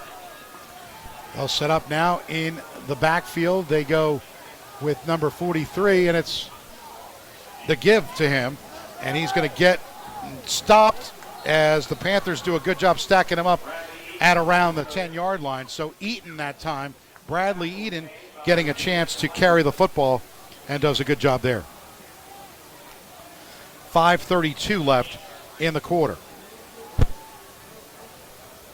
7-7 your score. And it'll be a 2nd down and 8 now for St. Edwards. So 2nd down and goal at the 8. 1 wide receiver to the left side, 2 to the right. Cheney has run a couple of times in the last couple. Now Cheney will roll to his right. He's got room. He's going to run it, and he spins, and he gets tackled at the 2-yard line. Panthers do a good job. DeTilio met him, and also it was number 21. It was Matthew Golinar. Great job there to stop him. A good gang tackle. When you get 3 guys tackling 1 guy, it's hard for him to shake off a tackle. 3rd and goal coming up for the Eagles at the 2-yard line. 7-7 the score. They're looking to add to it. They line up with Saffold to the left side. Now shotgun, the give up the middle, Buchanan. He doesn't get it. It'll be 4th down coming up, and I would imagine that the Eagles will probably go for it here. We'll see. It's right about the 1-yard line. So a 4th down coming up. We'll see where they spot it. It's still kind of right at between the 2 and the 1, so I think they're going to say it's 4th and 1, but it's about 1.5. They're going to go for it. Now we got a timeout. We got a whistle here. Let's see. No, they're going to go put it in. 4th and goal. Setting up Cheney. The give to Buchanan. Buchanan's going to get in the end zone. And the touchdown for the Eagles of Lakewood St. Ed's. They lead it 13-7, pending the extra point. And a 1-yard touchdown run by Buchanan. And now the last 2 drives, the Eagles have scored touchdowns. They now lead it 13-7. Yeah. Buchanan's done a great job of backing up right here. Now they'll look to add the extra point with 3:54 left here in the 2nd quarter. Looking to make it 14-7 Eagles after the Panthers had gone ahead 7-0. And now that kick is up and good. So with 3:54 left in the 2nd quarter, it's Lakewood St. Ed's 14 and Elder 7. We'll take a timeout on the Prep Sports Radio Network. Support the team that supports Elder football. Joseph Toyota, located on Colerain Avenue. You can make your own deal, get the value of your trade-in, and buy online or in-store because their process is always easy, true, clear. Just ask your neighbor. They bought from Joseph Toyota. Joseph Toyota is closer than you think at 9101 Colerain Avenue. For the latest offers on new and Toyota used certified vehicles, it's josephtoyota.com. Go team! Sacred Heart Radio is brought to you by you. Yes, your donations make Catholic Radio possible. So to give a gift of any amount, please visit Sacred Heart Radio website. Click donate or call 513-731-7740. And thank you. Welcome back. Welcome back to Lakewood Stadium. And it's 14-7. Lakewood St. Ed's on top over the Elder Panthers. Coming up at halftime, the Red River Gorge Cabin Rental halftime report. We're going to have Adam Duell, the media coordinator at Elder High School. He does everything for the video, and he's going to join us at halftime, kind of go over that's what they do on the TV side. 3:54 left, and this one's going to go into the end zone. Holding Realtors is proud to bring you Elder football. The next time you're selling your home or looking for a new one, call one of these Elder grads and Holding team members Brian Baisley, Steve Florian, Rick Holding, Tim Obermeyer, Doug Rolfus, Mike Rolfus, or Mike Wright. Call Holding Realtors for all your real estate needs at 451-4800 or visit them on the web at Holding, HOETING.com. 3:54 left, and this is a big drive for the Panthers. Now, the Panthers will get the ball first in the second half. It's E-Step will set up on a 1st and 10. They'll mark it at the 20-yard line. 2 wide receivers to the left side. E-Step gets Thaman to go in motion. The fake to Thaman. The look down the field. Throw is complete to Meyer. 25, 30. He's out of bounds to 32. A gain of 12 on 1st down, and the Panthers will have a 1st down. Yeah, definitely didn't want to allow a 3 and out right there because if punt would probably only go to the 40, 50-yard line and just a 1st down, and Edwards probably would have been in field goal range. 14-7, the Eagles on top of the Panthers. Their last touchdown was a 1-yard touchdown run. The last 2 drives they've scored. Panthers got a 35-yard touchdown from E-Step to Paff. Paff will line up to the right. 3 wide receivers right, 1 to the left. Empty backfield for E-Step. Now he has Thaman go in motion, and motion now to the right. Now rolling to the right Estep's got a big rush. He's looking to got to get rid of that ball, and he did not. He's tackled back at the 17-yard line, and that is a huge play for Lakewood St. Edwards. That's a young man. He's got to get rid of the football. Yeah, number 18, Braden Boeing, was trying to seal the edge right there, but just could not, and two Edwards defenders just collapsed. Yeah, that's one you just throw away. You can't take that sack in that situation. Now it's 2nd and 22. Yep, now you're all backed up with 3 minutes and 16 seconds left on the clock. 14-7. The Eagles have really starting to pick up the play, and they lead it 14-7. 3 wide receivers left, 2 to the right. Empty backfield. Estep will step at his 15-yard line. Boeing goes in motion, now lines up to block. Now looking as he stepped down, and he's trying to find some room, throws it down the field, looking, and it is incomplete. There's going to be a flag down on the play as Thaman. It might be interference on Lakewood St. Ed's, although they could get Thaman for pushing off too, so we don't know. Yeah. See what the refs get here. That's a situation where you don't know what they're thinking there, but if it's for Elder, that's good because they're going to move the football a little further. But I don't know. I think this one's coming. I think it's on. Oh, no, it is on. It's on Edwards. It is on Edwards. So the Panthers will get the football a little bit further up on the field. So that'll give them a break here after the sack. They get a break there, but they're only going to get to the 35-yard line. So, yeah, good. If Elder does score right here, Edwards does have 2 timeouts that they can use to try and go down and maybe get 3. And that's important because if the Panthers do get the ball first in the second half, but you're right, if Edwards can go back down. But right now, 2:53 left. Panthers need to get a first down here. 2nd and 7. Estep lines at his 30-yard line. They go in motion with Thaman to the left side, and now looking down the field. He throws. It's complete. It's Paff at the 45-yard line. And that is a first down for the Panthers, and Paff catches another one. Yep, the defenders were all watching dangerous Joey Thaman go in motion right there, roll out of the backfield, and they lost sight of Noah Paff right there, got wide open. 2:40 left here in the opening half. Panthers trailing 14-7, but now they're moving the football a little bit. 1st and 10 at the St. Edwards 45-yard line. Trenton Meyer now lines up as a wide receiver to the right with Paff. They've got Thaman off to the left side. Estep steps back at his 37. Now looks to throw down the field, incomplete, and it's intercepted at the 35-yard line. It was intended, it was a little high for Trenton Meyer, but the interception was given. And number 13, it was Braden Thomas for Lakewood St. Ed's who got the interception. A little bit too high on that one for Estep. You saw the open receiver, you try to make it there, but just couldn't. So Estep throws the pick, a big pick, and now Edwards has a chance to go down the field. They've got, as you mentioned, all 3 timeouts with 2:20 left here in the second. 3 wide left, 1 to the right. They line up in the backfield with Buchanan. And now the give to Buchanan to the right. Student body right gets it to the 35, and not much more than that. So it'll be 2nd down coming up and about 10. I think these Panthers need more energy. I'm not feeling anything off the field. They're looking sluggish. They are looking. I think they've realized now with the way Edwards has run the ball and done a good job on going up and down the field. I think the defense is getting a little tired here. It is pretty warm. It's 81 degrees, and it is a little humid out here today on a Saturday afternoon, especially after a long bus ride. 4-hour bus ride up here. 3 wide left, 1 to the right. Setting up now, looking back. And now at the 25-yard line, the throw is incomplete.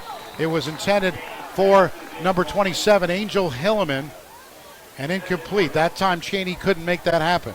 Got to make that, man. He makes that catch. It's 3rd and 5, 3rd and 6 maybe. It's way easier to get that. 1:38 left here in the second quarter. It'll be 3rd down and 10 for the Eagles, going from left to right of your radio dial. Coming up at halftime, the Red River Gorge Cabin Rental halftime report. We'll try to go over this first half of play. 3 wide receivers to the left side and 1 to the right. Shotgun set up for Cheney, looking to throw back at his 25. Steps up, throws it down the field. It is intercepted. Going the other way. The Panthers set up now. And it going Eli Roden, and he gets down to the 31-yard line. A huge interception for Eli Roden of the Panthers. Number 51, Javen Hutchinson got in there. It was in the quarterback's face. He just threw it up, and you can't do that, man. Big interception. Again, that's the 2nd interception of the game. one for each team, but both interceptions were overthrows. Back to back. Back to back. Back-to-back intercept. Now 1:27 left. Eli Roden puts it into Lakewood St. Edwards territory with 30 at the 31-yard line, and that was a huge one. Head pharmacist John Brozart invites you to try the extra special services the compounding pharmacy offers. Brozart Pharmacy, 45 South Miami Avenue in Cleves, is nearby. Proud to support Elder football. 1:27 left. Set up a 1st and 10. Now looking. E-step rolls to the right. Got to get rid of it, but he's going to be sacked back at the 40, actually the 39-yard line. A loss of 8 and another sack. You got to get rid of that's the stuff he's going to learn as he makes the progressions, because if you see that the receivers are covered on that, you know the Eagles have that defensive pass rush. You've got to throw that away. And I believe that's what head coach Doug Ramsey is probably going to be telling him right now in this huddle, that you don't have more than 5.5 seconds to at most choose. Maybe in this game maybe 3 with this big Edwards D line. Yeah, with 1:11 left here in the second quarter, 14-7, Lakewood St. Ed's on top over their Panthers, and this is a big one here. You know, portions of tonight's Elder game are sponsored by financial advisors Adam Schuster, Ted Lucian, Matthew Smith, and Jacob Lindsay of the Lucian Schuster Smith team at Morgan Stanley in Cincinnati, offering wealth management planning for their clients. Elder grads Adam Schuster, a certified financial planner, practitioner. Put 1:13 on the clock. Practitioner, and Jacob Lindsay, financial advisors at Morgan Stanley, currently scheduling wealth management consultations at 513-562-8304. So they're putting 1:13 on the clock. It says 1:11 on the scoreboard, so I heard that we were going to put 1:13 on the clock. So the Panthers will have a chance here, but now it's going to be 2nd down and 18, and this is the type of situation you got to be careful. You don't want to, again, 1:11. Both teams have 2 timeouts left. You can always settle with 3 right here. Don't need to push it more. Because if you remember last year, that game was only separated by 1 point. Yeah. So 2 wide receivers off to the left side, including Trenton Meyer and Chris Paff. 2nd and 18. E-step back at his 44. Shotgun snap. E-step back, steps back at the 48. Rolls to the right. Still rolling, throwing down the field. That time he threw it away, and I think he took he still got a hit on the right sideline as number 32 on the hit, Nate Gregory, got him. Yeah, he climbed in the pocket, didn't see anybody, rolled out to the right, almost got sacked when he rolled out, and he just had to throw it away right there. So it'll be a 2nd down. They'll set up. It should be 3rd down now. I'll wait to get the clock here with a 14-7 lead. Lakewood St. Ed's. They got a flag down, and it's defensive holding. So that's a big break for the Panthers. That is huge. It would have been 3rd and 18 right there. So now Elder has a shot here. This is where you look at the situation. Now Ray's got a pretty good leg, so we'll see. Also, we've seen Max Crawford do a good job of getting some longer field goal opportunities as well. So here's a 2nd down and 8. They'll set up at the 28-yard line, 29. And now looking as E-step. This time he's got a little time. He throws it down the field, and it's overthrown. It was intended for Paff at the 20, but a little too much air into that one. Got to angle that one more to the sideline, I would say. 59 seconds, and the clock stops for the Panthers here. Second quarter, 14-7. Eagles with the lead. It'll be 3rd down and 8 for the Panthers. 29-yard line. So they got to get, I would say, to feel comfortable, they definitely have to get at least 10 yards and get inside there. But they've got right now a 3rd and 8. Now you could go for it too on 4th down here as well. So see what they do on 3rd down on this shotgun setup and empty backfield situation. Now looking as E-step. E-step rolls to the right, a lot of pressure, but he got it into Thaman, and Thaman gets inside the 25 to the 24-yard line, a gain of 5. It'll be 4th down coming up. So again, from here, too big of a field goal. It's a 42-yard attempt, but now it's a 4th and kind of manageable with 53 seconds left. Yes, and you do have all two timeouts, pretty sure. So yeah, they've got 2. Yeah, you don't have to rush this. You can think about it if you really want to. because this is a huge play call. Let's see what they try to do here. They might roll out maybe Thaman here, but they're going to do E-step with 3 wide left, 1 to the right.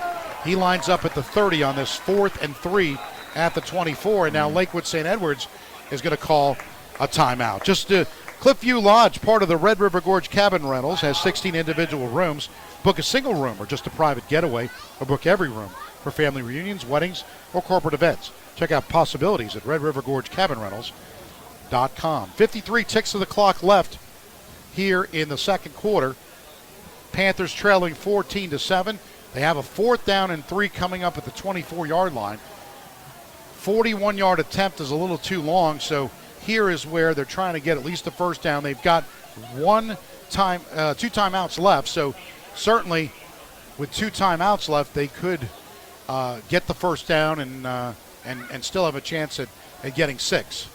Yeah, if I was the Panthers personally, I would try a run and then go hurry up. I haven't seen a hurry up offense out of them today, and it could startle the Edwards defense. Yeah, the key is let's get the first down here with 3 yards. And, trying to get 3 yards is not always easy here in this situation. Panthers will line up at the 24-yard line. They've got Ross in now as a wide receiver to the left, along with Thaman. To the right side of Panthers is J.P. Lungana. He's actually left side now of E-step. He steps back at the 29-yard line. Now setting up, looking to throw. He's got time. He throws it. It is complete to the 22-yard line to Boeing, and they're going to say no, he did not catch it, and now Boeing got hit, and Boeing is feeling it right now. Boeing is down, and they're going to say incomplete, so it'll be going back the other way, but more, my concern would be Boeing there. Yes. And see if he's okay. Hopefully he just got the wind knocked out of him. That's what we all hope. At 46 seconds left, we'll take a quick timeout with the score. 14-7, Lakewood St. Ed's on top on the Prep Sports Radio Network. Hey, Panther fans. Urology Group knows just how much this season means to you and the team. We also know how much it means to have a doctor you trust with your health. Urology Group has 37 physicians, including 6 right here in the West Side.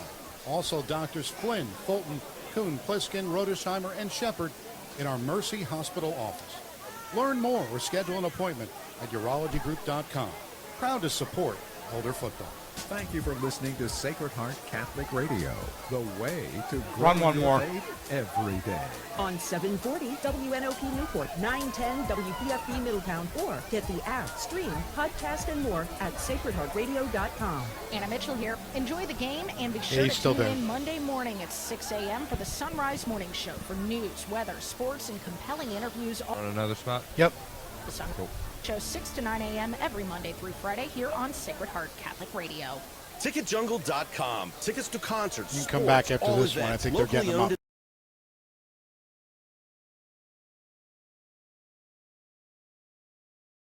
Off Taft, Music Hall, Ovation, I think he hit him right in the Heritage knee. Bank, or anywhere nationwide. Bengals, Bearcats, Got Ben Buckeyes, Stokes, Wildcats, all backup tight college, end, all coming professional into the game, sports. looks The like. tickets are in the jungle, baby. TicketJungle.com. Welcome back to Lakewood Stadium, First Federal Lakewood Stadium. Boeing's going off, getting some help. And he's got a leg injury. We don't know the extent of it, but wish him well on the sideline there. With 46 seconds left, it'll be St. Edwards football with a 1st and 10 at the 24-yard line, going from left to right now after that incompletion on the 4th down. So Cheney back, and now they get another timeout here. So Elder decides to call a timeout here with seconds left in this, trying to get this halftime. Coming up at halftime is the Red River Gorge Cabin Rental halftime report. We're going to have Adam Duell, a media production coordinator from Elder, who's going to join us. Adam's always done a good job with the video. If you've watched any of it, he's always been involved. He was involved as a student, and now he's back as a teacher to Elder, joining us here. And I'd like to thank Caden Cook for helping me out today. Caden, thank you for doing it. Will wasn't able to come. Phil, we had to go high price to get you. Yeah, it's been a pleasure. I'll do it any day. Absolutely. Well, appreciate you filling in here, because I don't think anybody wanted to hear me talk for 2 hours by myself. So thank you don't very talk much. bad about yourself like that. Come Well, on. I appreciate the kind comments. Right now it's 14-7. Lakewood St. Ed's on top over Elder. It's been a pretty good first half of play. A lot of fast-paced action. Now with 46 seconds, it'll be a first and 10 at the 24-yard line. A little sluggish in the last minute or two, but 2 wide left, 2 wide right. Shotgun setup. Cheney back at his 18. Now the give is another end around, and that time not much doing to the 27-yard line, carried by number 19, Joe Saffold. That was a great job by number 5, Derek Urin, to force him inside and get the tackle, because outside could have got out of bounds, stopped the clock. Yeah, Uran is certainly he's had a good year so far. He's been able to do a lot on the defensive end. Now he really has to step up with kind of the top 2 tacklers are out of these games. Now setting up on this 2nd and 6 to throw down the sideline. It is complete, 40, and he steps out of bounds at around the 44-yard line. And Saffold doing this minute drill with 11 seconds left pretty well. Yeah, it looked like busted coverage right there. Two receivers were wide open on that right side.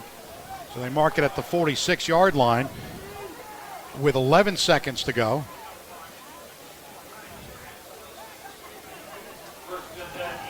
First and 10 for the Eagles with 2 wide receivers to the left side. 14-7. And now setting up the Eagles, throws it to the sidelines, complete to the Elder 42-yard line. And Saffold did the tightrope of the sideline and got out of bounds with just 6 seconds left. Now, this could be a situation where they could get a longer field goal. They've been known to do that. I want to thank, listening all the way from Arlington, Virginia. His son went to Lakewood St. Ed's. Mr. Jack Callahan, thank you for listening on this broadcast. 14-7. We get a set up here. Going down the field, he's got a big arm, throws it to the sidelines, and Cheney missed it. He was intending for Hackelman on the right side, but that'll do it. That is the end of the first half of play. We're going to come back with the Red River Gorge halftime report, but the score at the half, it's Lakewood St. Edwards, the Eagles 14 and the Elder Panthers 7. We'll take a timeout, come back with the Red River Gorge Cabin Rental halftime report on the Prep Sports Radio Network. Run about 3 minutes here or so. You can even do 4 minutes. We don't need to, get some spots in, and we need to get stats. Is there anybody printing stats for halftime? We can handle all your automotive needs. Introducing a Kelsey exclusive lifetime powertrain protection from our family to yours for life. Find new roads at kelseychev.com. Go Panthers, Altiora. We are Kelsey Chevrolet, from our family to yours. Why wait in endless lines at the pharmacy when Brosard Pharmacy, a proud supporter of Sacred Heart Radio, can fill your prescriptions in a timely manner with high quality? Brosard Pharmacy, fast, friendly service without the wait at brosartpharmacy.com. For a sharp team look, work or play, it's the Adam, you want to? Sports Shop. What we'll From do team is uniforms and we'll sports just kind of gear come to back. fan apparel and promotional We'll items. get They you in can the second customize segment. any I'll do a order, quick wide segment of range the items. score.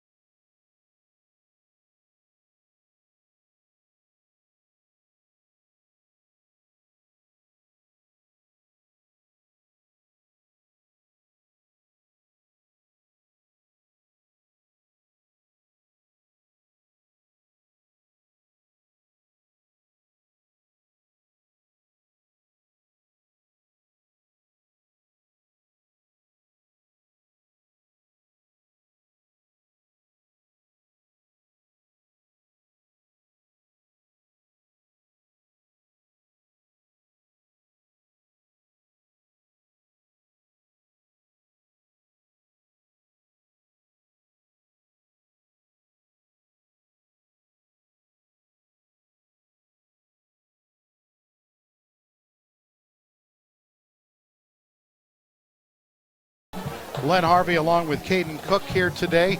Will Summers is off also, so it is 14-7. The Elder Panthers trailing in this one as we go at halftime. The Red River Gorge Cabin Rental halftime report. Just got an update on a score I wanted to bring to you. Muller has tied it up in the fourth quarter. It is tied at 14 on the Caldwell Banker scoreboard update, but 14-14 Muller. And looking at some of the scores from yesterday, St. X was a winner over Withrow, 31-7. But in this game, 14-7, the Panthers had started out great. They got a touchdown in the first quarter after two drives stalled. Two drives that stalled by St. Edwards, and then Elder was able to get a nice drive with a 35-yard touchdown pass from Estep to Path. That was with 3:36 left in the first quarter. You got two sides. Oh, okay. We set up here. 3:36 left in the first, and it was 7-0 Elder on that one. So in the second quarter, at 11:53 of the second quarter, just starting the second quarter, Hackelman with a 13-yard touchdown in the second on an end around. That made the score 7-7. With 3:54 left in the second, a 1-yard run by Buchanan made it 14-7. Eli Roden had a big interception, 31-yard interception, and Roden was able to get that down, but unfortunately on a 4th down and 3, the Panthers went to Boeing for the reception. It was incomplete, and Boeing got injured on the play. We don't know the status of his injury, but I would say he's doubtful to come back in this game. Yeah, prayers go up to him. Hopefully he has a good recovery. And hopefully he does too. And we take a look at some of the stats here. Caden Estep in the first half, 8 of 11 for 102 yards and a touchdown. Unfortunately, he's been sacked a bunch, and he's got 3 rushes for minus 25 yards. Joey Thaman with 3 carries for 3 yards. So not much in the running game, Caden, in this one, which has been a big deal. Yeah, coming out of half, seeing these stats, I would try more of an air attack. It has worked out other than the obvious overthrows and interceptions, but I would see let's do more of an air raid, and I would like to see a hurry-up offense, see them pressure this Edwards defense and see if Edwards defense can retaliate and keep up with Elder's offense. Yeah, we'll look at some of the other stats. The passing game, as mentioned, not too bad. Path with 4 catches, 58 yards, and a touchdown. Joey Thaman with 2 catches for 26 yards.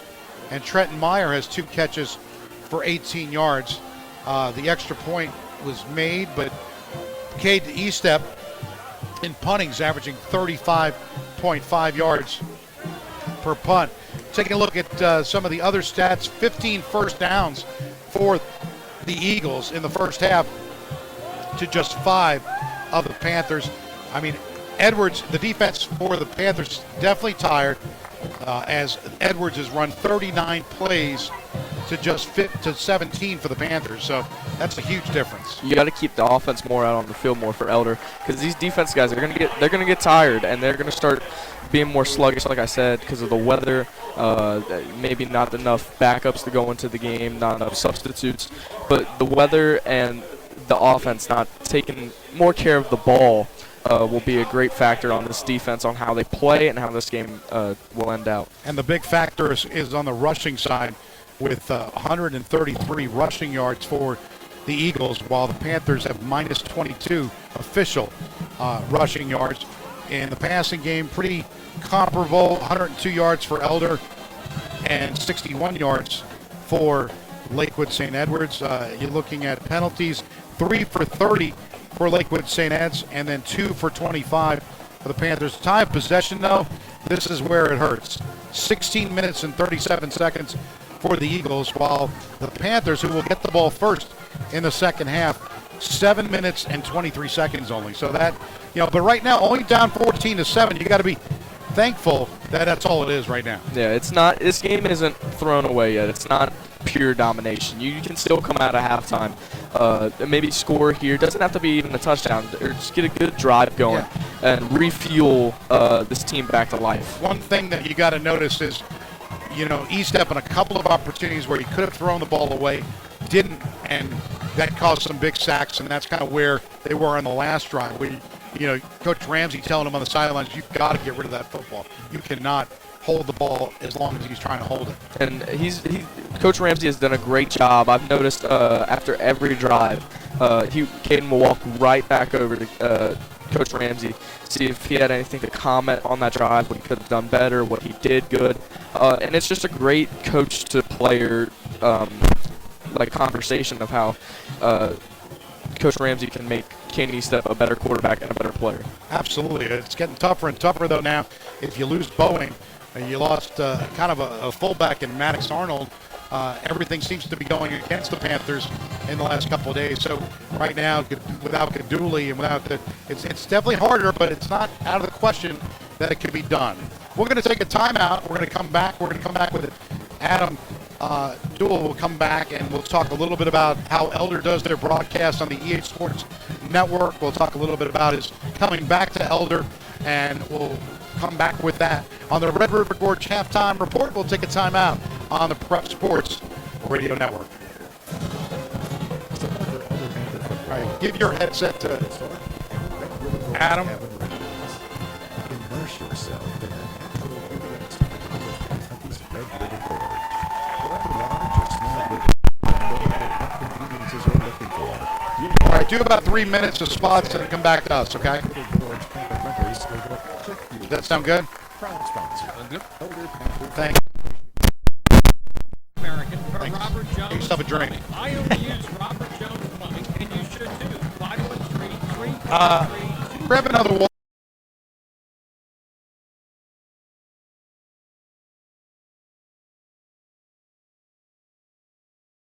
Here at help, but sure, I've got to run everything without Mark whenever. It's like I'm constantly thinking of stuff. Yeah, there's so much going on that you don't really realize until Joe people Buck aren't doesn't have to deal around. with this. No, I don't think so. I don't think so. Joe Buck could do. I don't think he could. I don't think he could.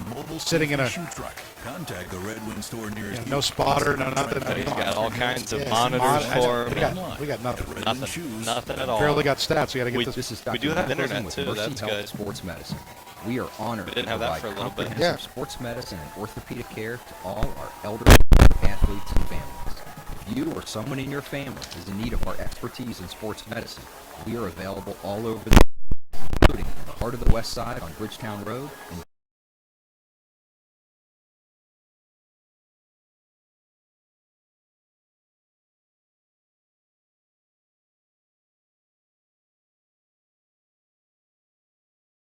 that. Hey, Panther, Big you day. stick with me and you go places. I just need somebody to fill 10 Absolutely. minutes. I I'm can telling you. talk. Every game You'll take a break before third quarter, or are you just going to go right into it? Oh, no, we take a break. Okay. After this interview. Okay, cool. We'll try to go 6 minutes. Okay. Well, actually, it'll be more because We're online. That time really isn't true, probably, with TV Extra 2 factoring minutes. in. Yeah. Why wait in endless lines at the pharmacy when Brosard Pharmacy, a proud supporter All right, coming back here 5 seconds. prescriptions in a timely manner with high Brosard Pharmacy, fast, friendly service without the wait. 513-941-0428. Welcome back to the Red River Gorge Cabin Rental Halftime Report. Len Harvey, and I'm joined by Adam Duell. He's the media production coordinator of Elder High School. He went to Elder High School. He was a big factor in the video portion of Elder High School. And now, after going to Ball State, right? Do I have all this right? Ball State. Ball yep. State. Look at that. I remembered.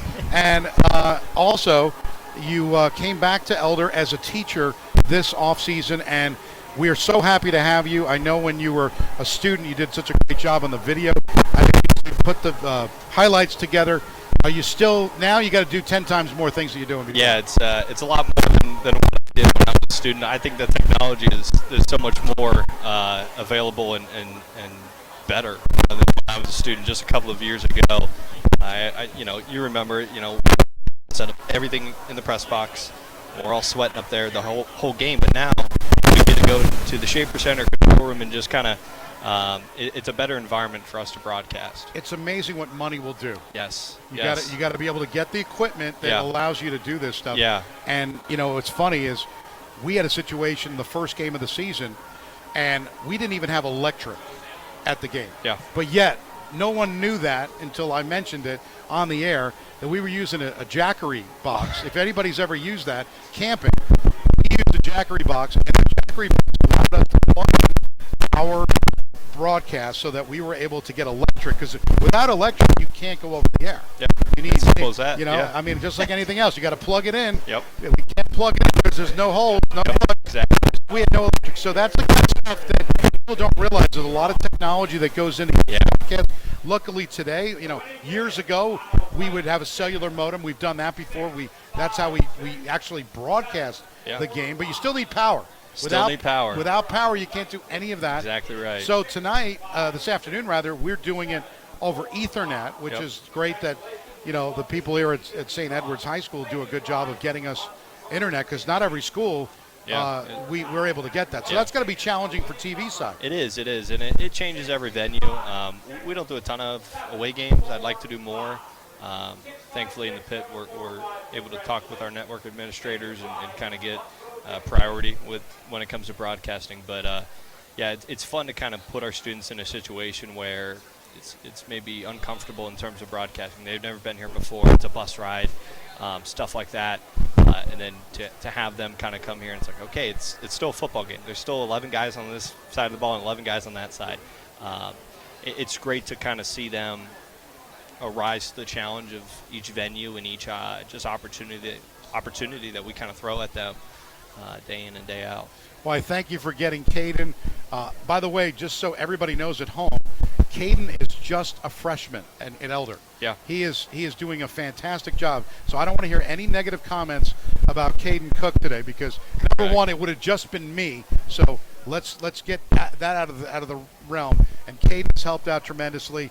He's going to learn more. We'll have him on again, and we'll do it. Will Summers is also a former Elder player and student, and he's, you know, doing a great job learning. Phil the Thrill did it for many years, and, you know, Phil will come back and do a few games here and there, but it just, you know, it's not easy to do these type of things. And on the TV side, it's got to be even tougher. But one thing that's got to be tough for you is you're relatively new to the teaching game, right? Coming out of college, right? And when you get somebody that says, Mr. Duel, I mean, I got to say that's probably something you're not really familiar with. Yeah, for a 22-year-old, it's pretty weird. I've never taken myself that serious before.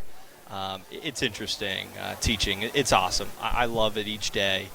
But it is funny to kind of, somebody asked me a question, hey, Mr. Duel, and I'm like, who are you talking to? Because my dad didn't get, he wasn't Mr. Duel, he was Michael. I've never been Mr. Duel before, and I'm like, oh yeah, that's me. They're talking to me. So it's interesting. But the great thing is, I had friends that started new jobs in broadcasting after they graduated with me in May, and they have to learn everything new. They have to learn, you know, how everything works in that school or that organization. I didn't have to. I never left Elder. I know how Elder functions. I know who the students are, and you know that community. So it was just like, I'm back. It wasn't like a you know, it wasn't you're trying to learn how to ride a bike again. I've ridden a bike since 2017, so it was nice to be back again in a totally different role. Because when I was a student, it was kind of, you know, chill and fun. Now it's like, okay, it's there's a lot more emphasis on what I do as a teacher now. Explain to the listeners a little bit, because obviously you took a break to go to college, right? You got to go to college. You went to Ball State, and you did a lot of video. And what was the difference or the challenges that you had in college versus doing it here at Elder? The biggest thing is, and I tell my students all the time, it's access. It's access to the student athletes and the coaches. You know, at Ball State or at any college, you have to go through different channels to talk to anyone on the team, any coaching staff on the team. And I tell my guys, I'm like, how many coaches do you have as teachers? How many student athletes do you eat lunch with or in a class with? Most of them. I mean, most of them, you know, you see at least once a day. So being able to have those conversations and talking with those guys is really important. Also, I think Elder's bought into the fact that broadcasting and media is an organization and is valuable as for a school, and they've invested a lot, both like bringing me back and just investment in equipment. So there's an understanding of like, hey, this is something that we need to kind of care about. And that's not to say that where I've been before they don't care, but it's like at Elder it's different. They treat broadcasting differently in a positive way. Yeah, we're shocked. I mean, you know, everything has changed. We're radio people. We've done this for years on the radio, over 35 years. you look at it as on the TV side, and having you guys run a kind of a media organization that you're running at ehsports.com, and we're doing Sacred Heart Radio, but we're kind of sharing the platform basically because you're using our voice. Thank you for doing that. But what I find interesting is I get texts from all over of people listening. I had somebody from Nova Scotia.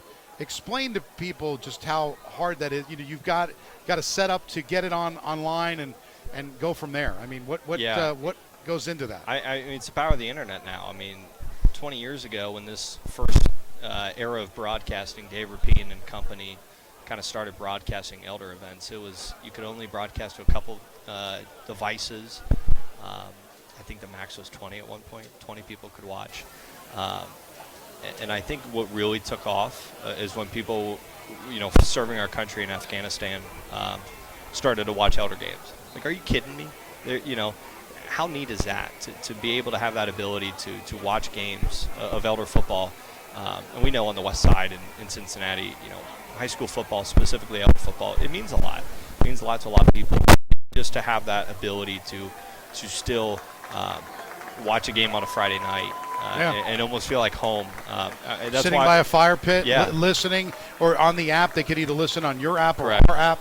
I find that it's amazing the amount of people that text me or that say, "Hey, they're listening," and I think, "Wow, that is phenomenal." We just do a little thing here on the press board, but it's a big thing for some people. It really is. We don't see our viewers in terms of in person. They're all over the country and the world, like you said. And it's really special for us to as a staff to kind of tell our students, like, hey, you guys aren't broadcasting for somebody in Delhi tonight.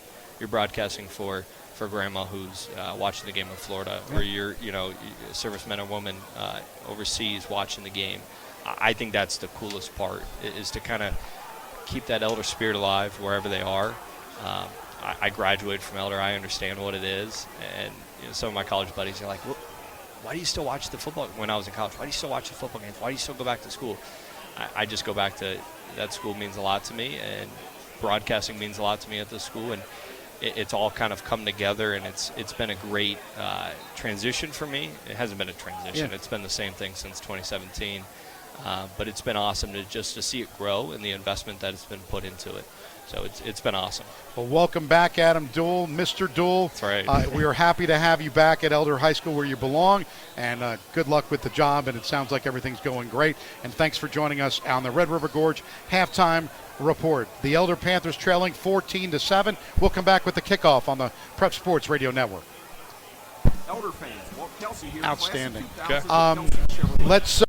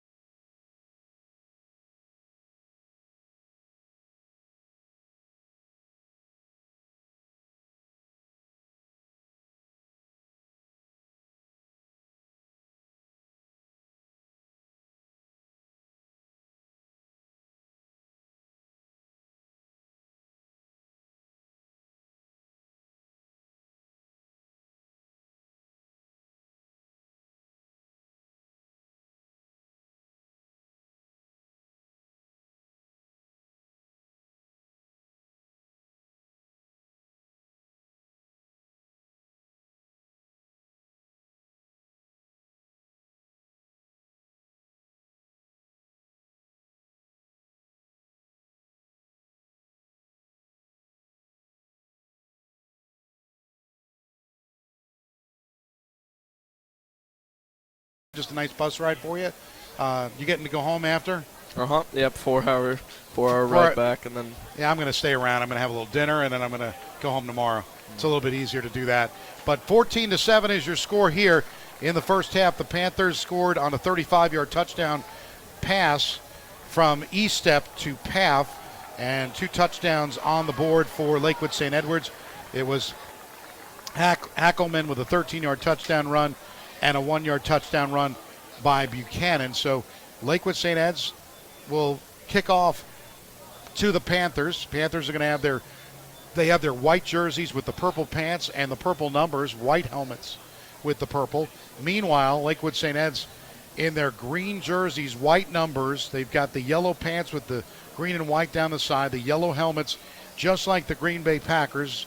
Looks like Jordan Love is out there, although Jordan got hurt last week. Hope he comes back pretty soon. Colton Sandus and Paff will be back deep for the Panthers, looking to get on the board here. They scored the first touchdown, but then 2 touchdowns by St. Ed's, and it's 14-7. Panthers getting ready to start this fourth quarter of play. 82 degrees and a sunny day on a Saturday afternoon, a rare Saturday affair. And the ball goes off the tee, so they'll get to do it one more time. P.J. Barkley, the kicker. As mentioned, Sandus and Paff are back at about the 4-yard line, getting ready to start this third quarter of play. A rare 2:10 start. And now looking, and then Barkley will kick it off. It's going to be a short kick. Paff is going to take it at the 12.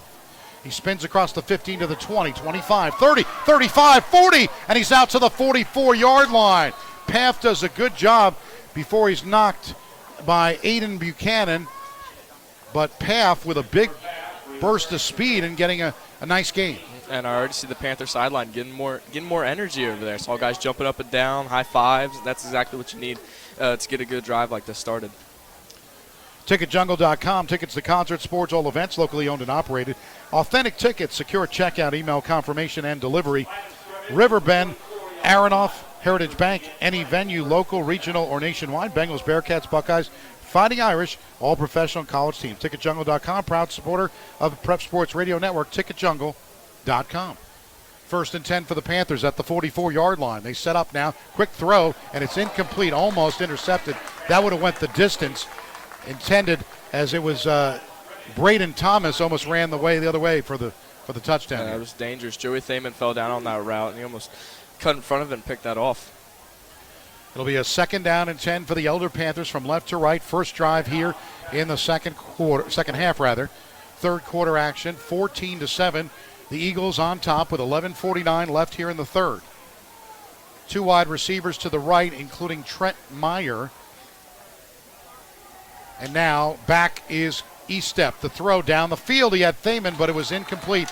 It was just a little short of him at the 38-yard line. Yeah, it looked like some miscommunication right there.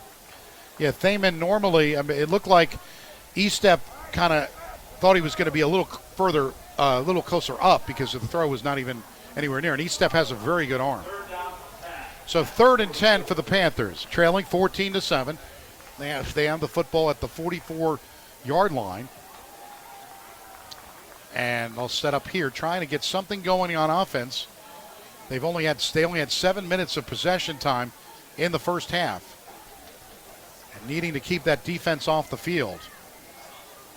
They'll set up with J.P. Logano.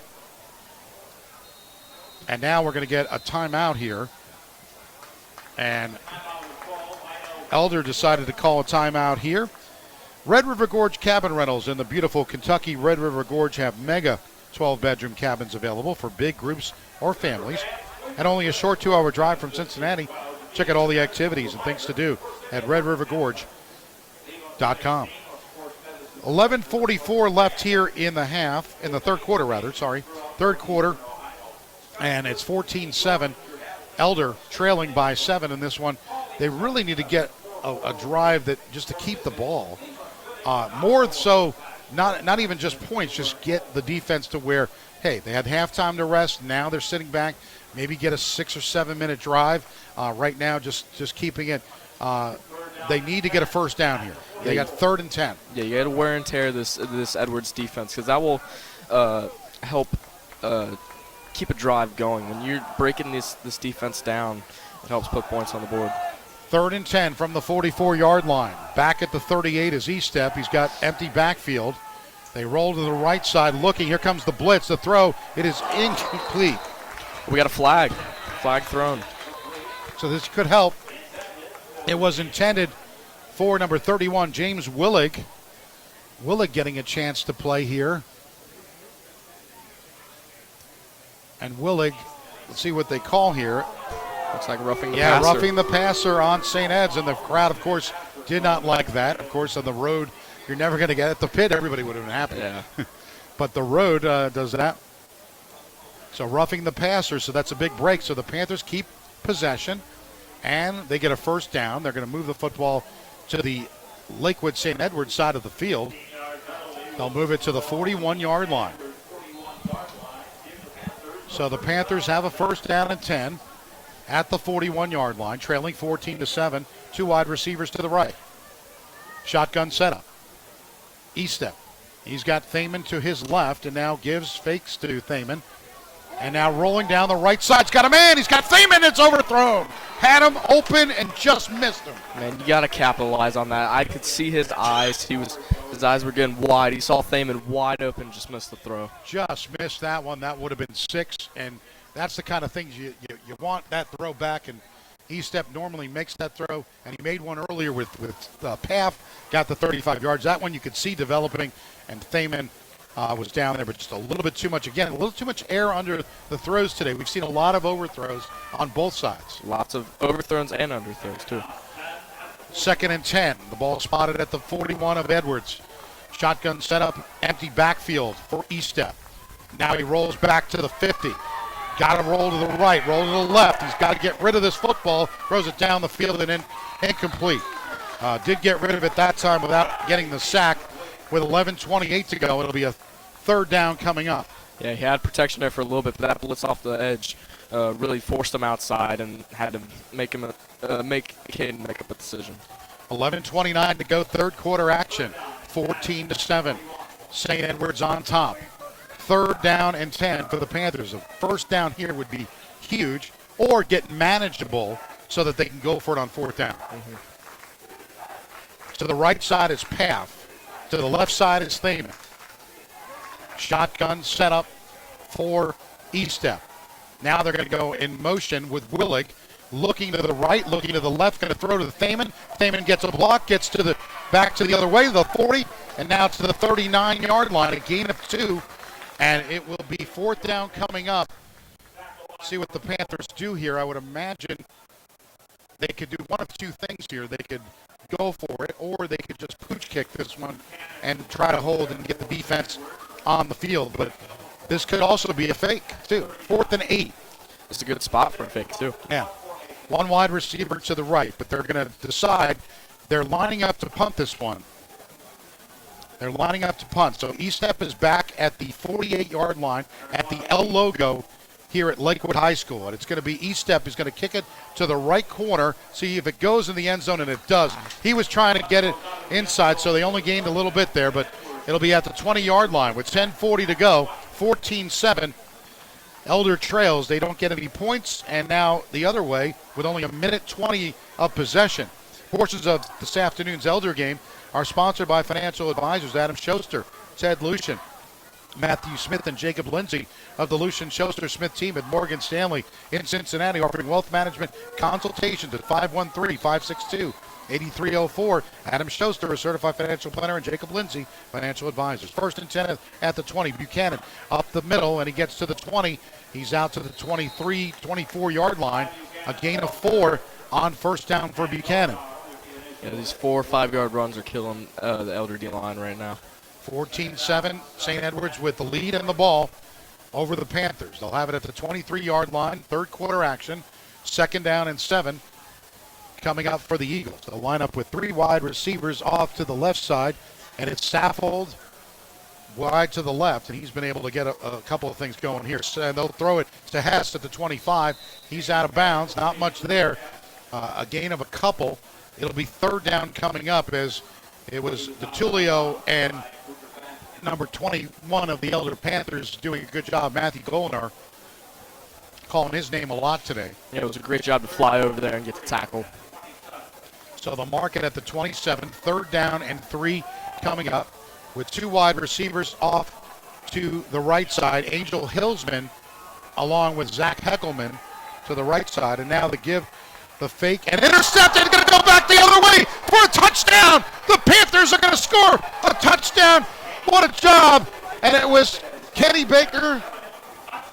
It was number 6, I believe, on that. Who got it? Oh, it's Derek Uran. Yeah, Number 5, Derek Uran with the interception return for a touchdown, and that is huge for the Elder Panthers. That was great. He was at first rushing the quarterback. Then he saw that he was kept the ball and he was getting ready to throw. So he started to back up, followed the quarterback's eyes, and went straight to that ball for a pick. Huge, huge play. Because so the Ray will look to kick this extra point. He's got Thaman to hold it.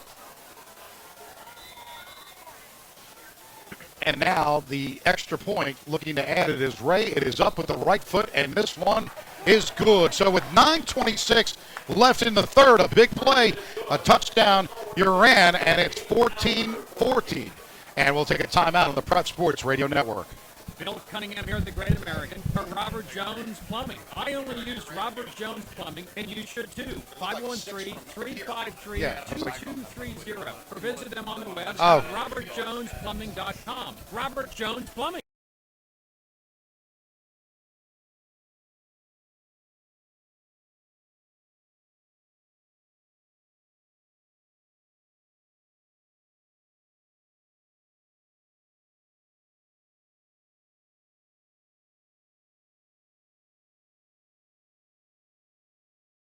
Interception return for a touchdown to tie this one up at 14. There was a flag down on the extra point.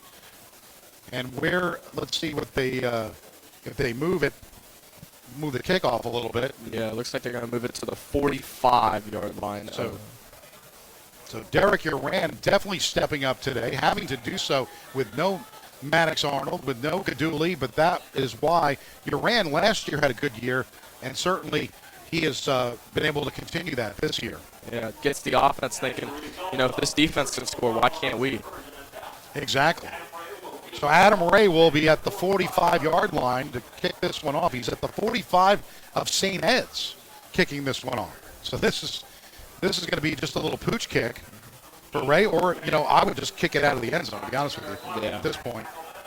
So we'll see if Ray could absolutely boot this one out of the end zone. No doubt. Ray's got plenty of room here, and he's just going to kick this one out of the end zone. So we would have kicked a field goal on that one. It almost went through. 9:26 remaining here in the third quarter. 14-14. Elder is tied this one up. And just a 2-hour drive away is the beautiful Kentucky Red River Gorge. And visit Red River Gorge Cabin Rentals to plan your perfect getaway. Red River Gorge Cabin Rentals has almost every imaginable accommodation. Cabins, campgrounds, a resort lodge, and much more. Visit Red River Gorge Cabin Rentals. .com. 1st and 10 for Lakewood St. Edwards, going the other way at the 20-yard line. 2 wide receivers off to the left, 2 to the right side. And now the give to Buchanan. Buchanan of the student body left and gets to about the 21-yard line. So only a gain of a yard. Panthers getting some good potential. Ben McPherson getting a chance to play today. He made a good play there. Panthers really using, new defense. They had, injuries, of course, to Gaduli and to Maddox Arnold, and now to this afternoon with Boeing. So they've got to make do with what they've got. 2nd and 9 coming up in this third quarter. And now the roll, and the quarterback's going to keep it across the 20 to the 24-yard line. But Uran and company, including the Panthers' Golinar, who's starting to really come through. Golinar is making tackle after tackle. He's been at least on 3 or 4 tackles today. Already improving. They were whiffing on those RPOs. They would be going after the wrong guy getting the ball. Already doing better on that in this half. It's amazing what a defensive touchdown will do, and they scored defensive touchdowns last week. Got them going. 14-14 here. 8:20 to go in the third.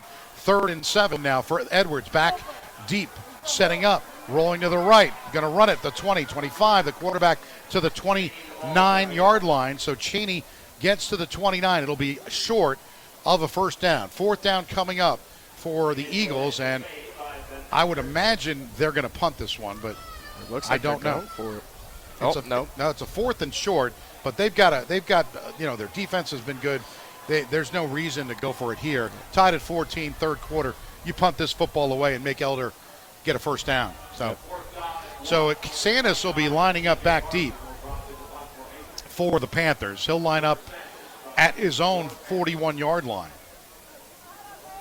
P.J. Barkley is back at his 15 with 7:30 left here in the third, tied at 14. Saturday afternoon football here.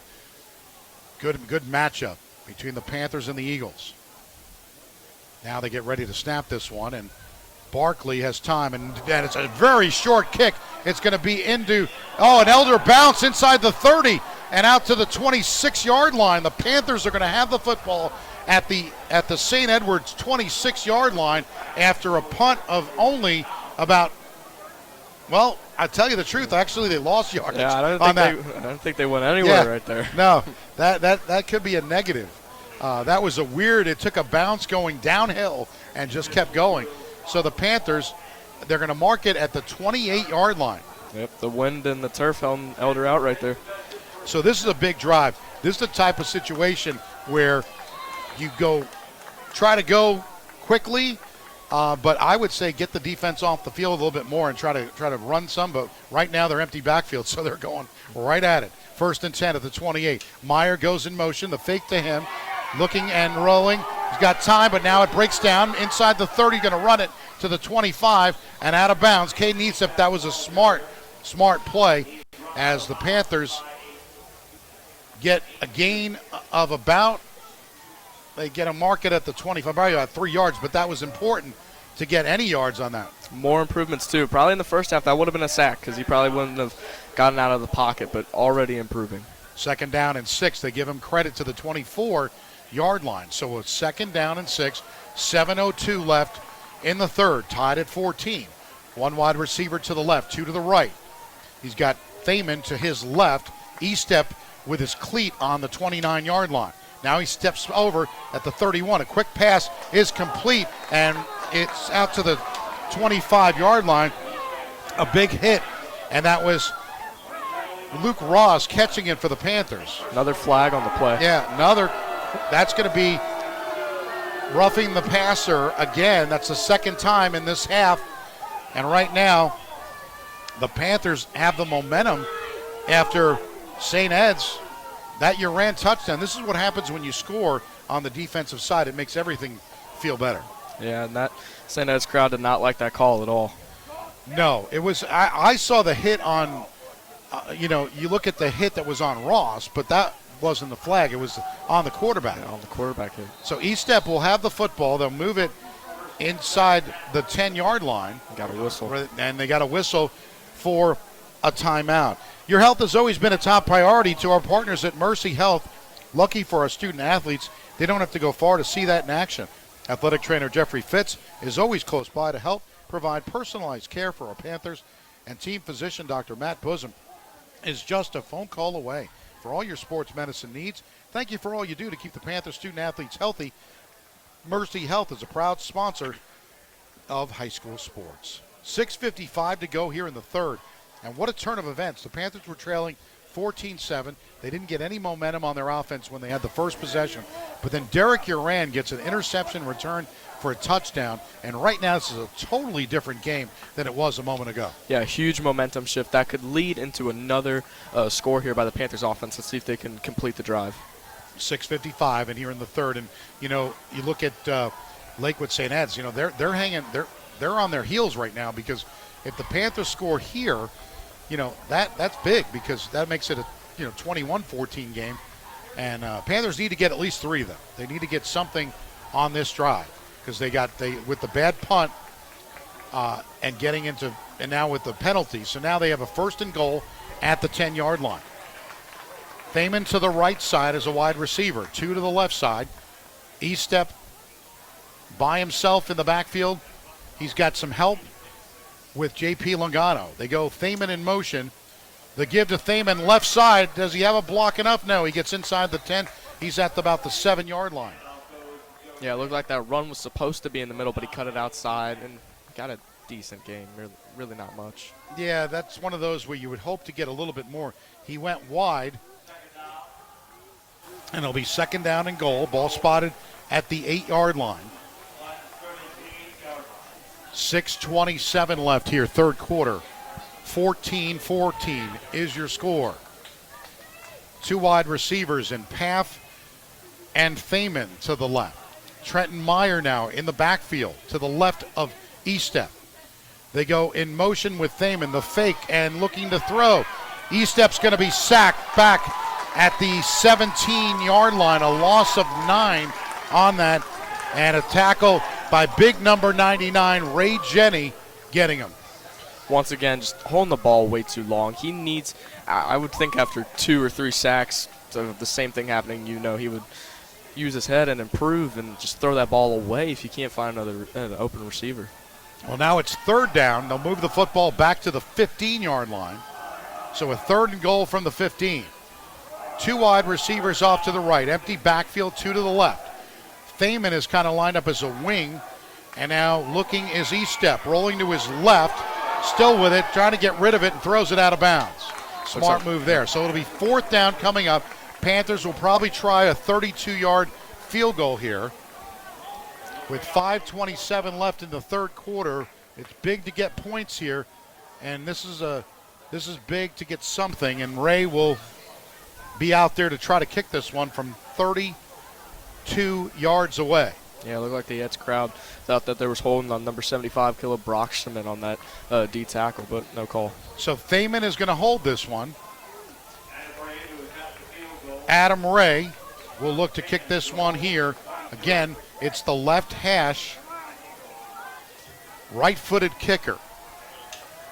Looks to put this one through the uprights. It's got plenty of distance, and it's up and good. So with 5:22 left in the third quarter of play, Elder has taken the lead. 17-14 over the Eagles. We'll take a timeout on the Prep Sports Radio Network. Safety footwear. There is hardly a job site or business that doesn't require them, and your local Red Wing shoe stores have them.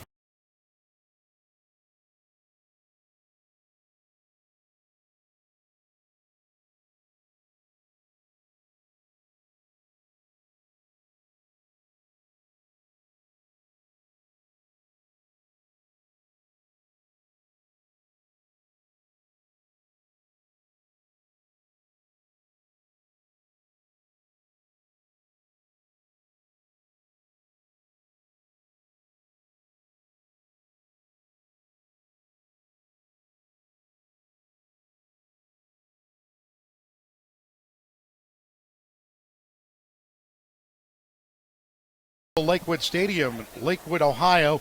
It's 17-14. Elder now with the lead. They've scored 10 points here in the third quarter. Derek Uran, an interception return for a touchdown, and a 32-yard field goal by Adam Ray. And it's 17-14 Elder. But now the ball goes back to Lakewood St. Ed's. They've had time to think about it. It falls off the tee once again. Getting a little bit of wind here at First Federal Lakewood Stadium. Nice field turf that they installed here, like the logo of LSU here. Colors for both teams, yeah. Purple and yellow. Absolutely. So Adam Ray will go back to business. He had a good opportunity to kick into the end zone last time. This one he's going to kick a little shorter. No, in the end zone again. So he's been able to do that, and that's huge because now they got to start at the 20-yard line, down 17-14. The Eagles will continue to do that. The farm, it's, in Delhi, it's the perfect place for your reception with food so delicious your guests will love it. Private parties, celebration of life gatherings, sports banquets to business meetings. The farm can host it, and that chicken. Oh, it's Gotta great. love the chicken. Contact owner Dan Elsesser at 922-7020, or check them out on the web at theplacetoparty.com. 5:22 left here in the third, and a 1st and 10 at the 20. Buchanan gets it, and he goes across the 25 to the 26-yard line, a gain of 6 on first down. We've seen a lot of those today. Looks like somebody's down. And another Panther down, and they can't afford to lose more. So right now, as we check on that, that looks like it's going to be Ben McPherson him and Derek Uran have been big today. Derek's going to, hopefully they're just kind of working on, maybe it's just a cramp here. With 5:11 to go in the third, 17-14 Elder. We'll take a quick timeout on the Prep Sports Radio Network. Elder is more than just a pit on Friday nights. It's more than 100 years.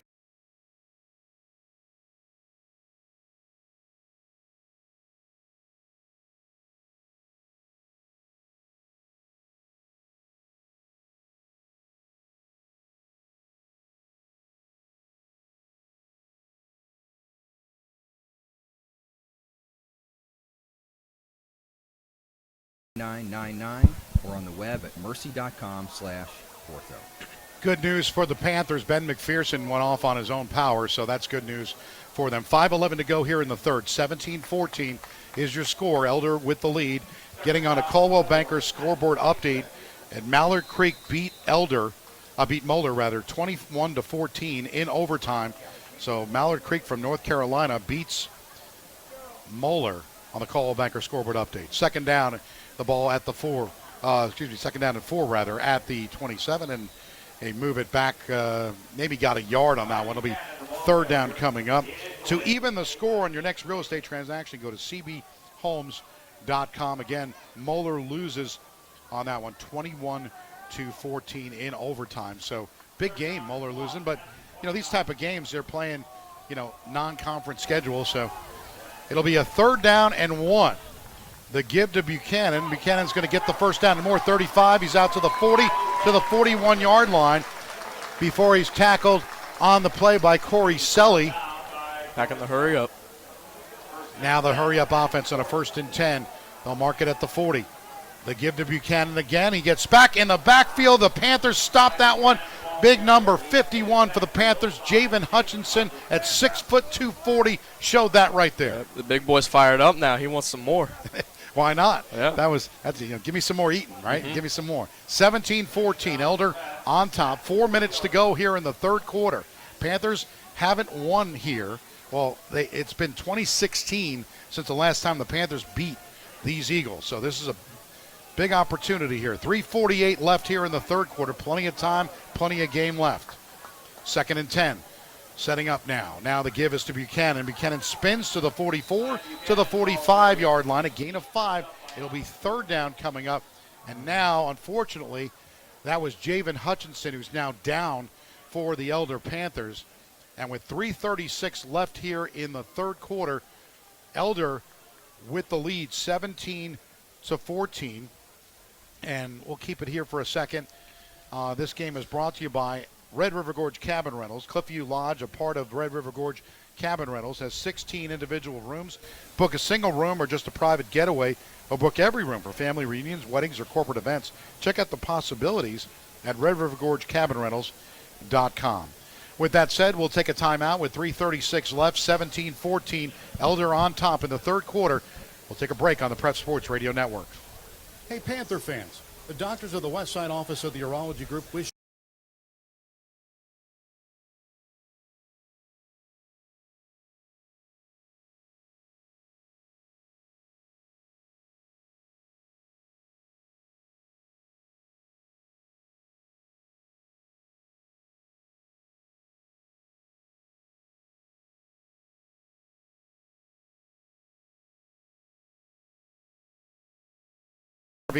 along, and with Caden Cook. And the good news is the big fella is going off on his own power.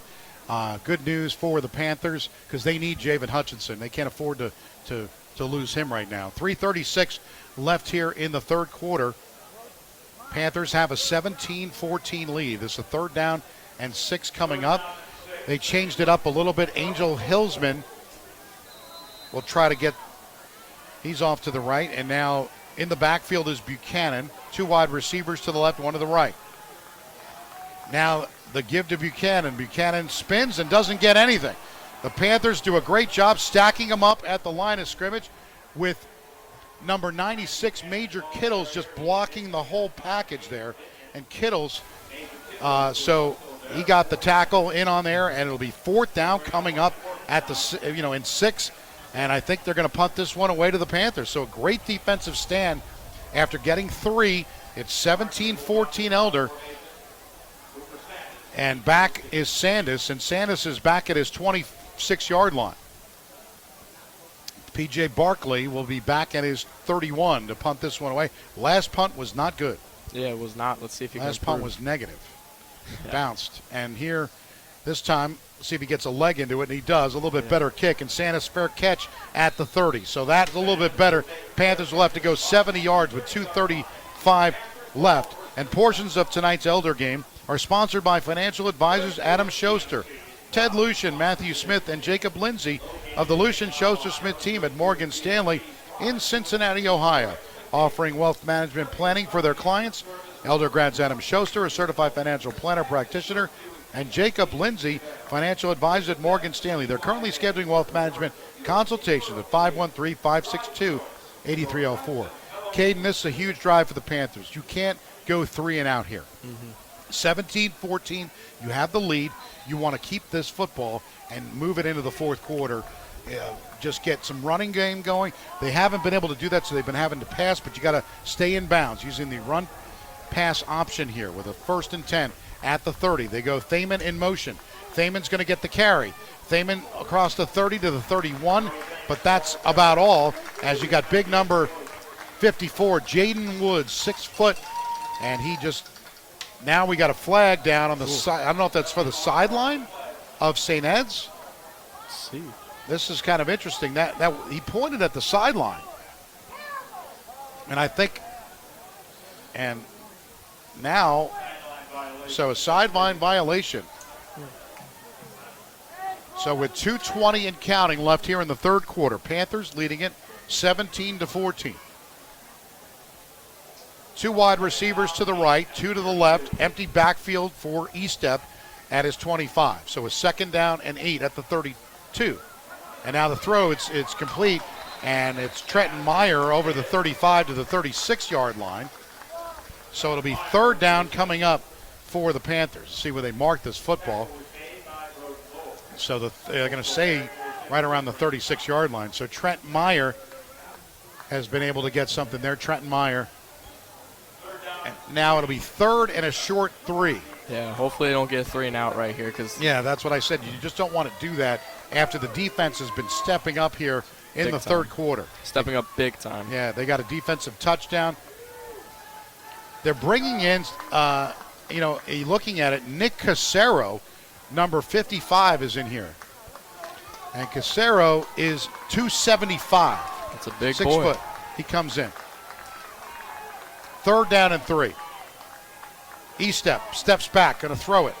Looking to the sideline. Complete the Thaman at the 42-yard line, and that is enough for an Elder Panther 1st down. Huge 1st down with 1:05 to go here in the third, leading 17-14, and exactly what we wanted here, not to go 3 and out. Exactly. A minute and counting in the third.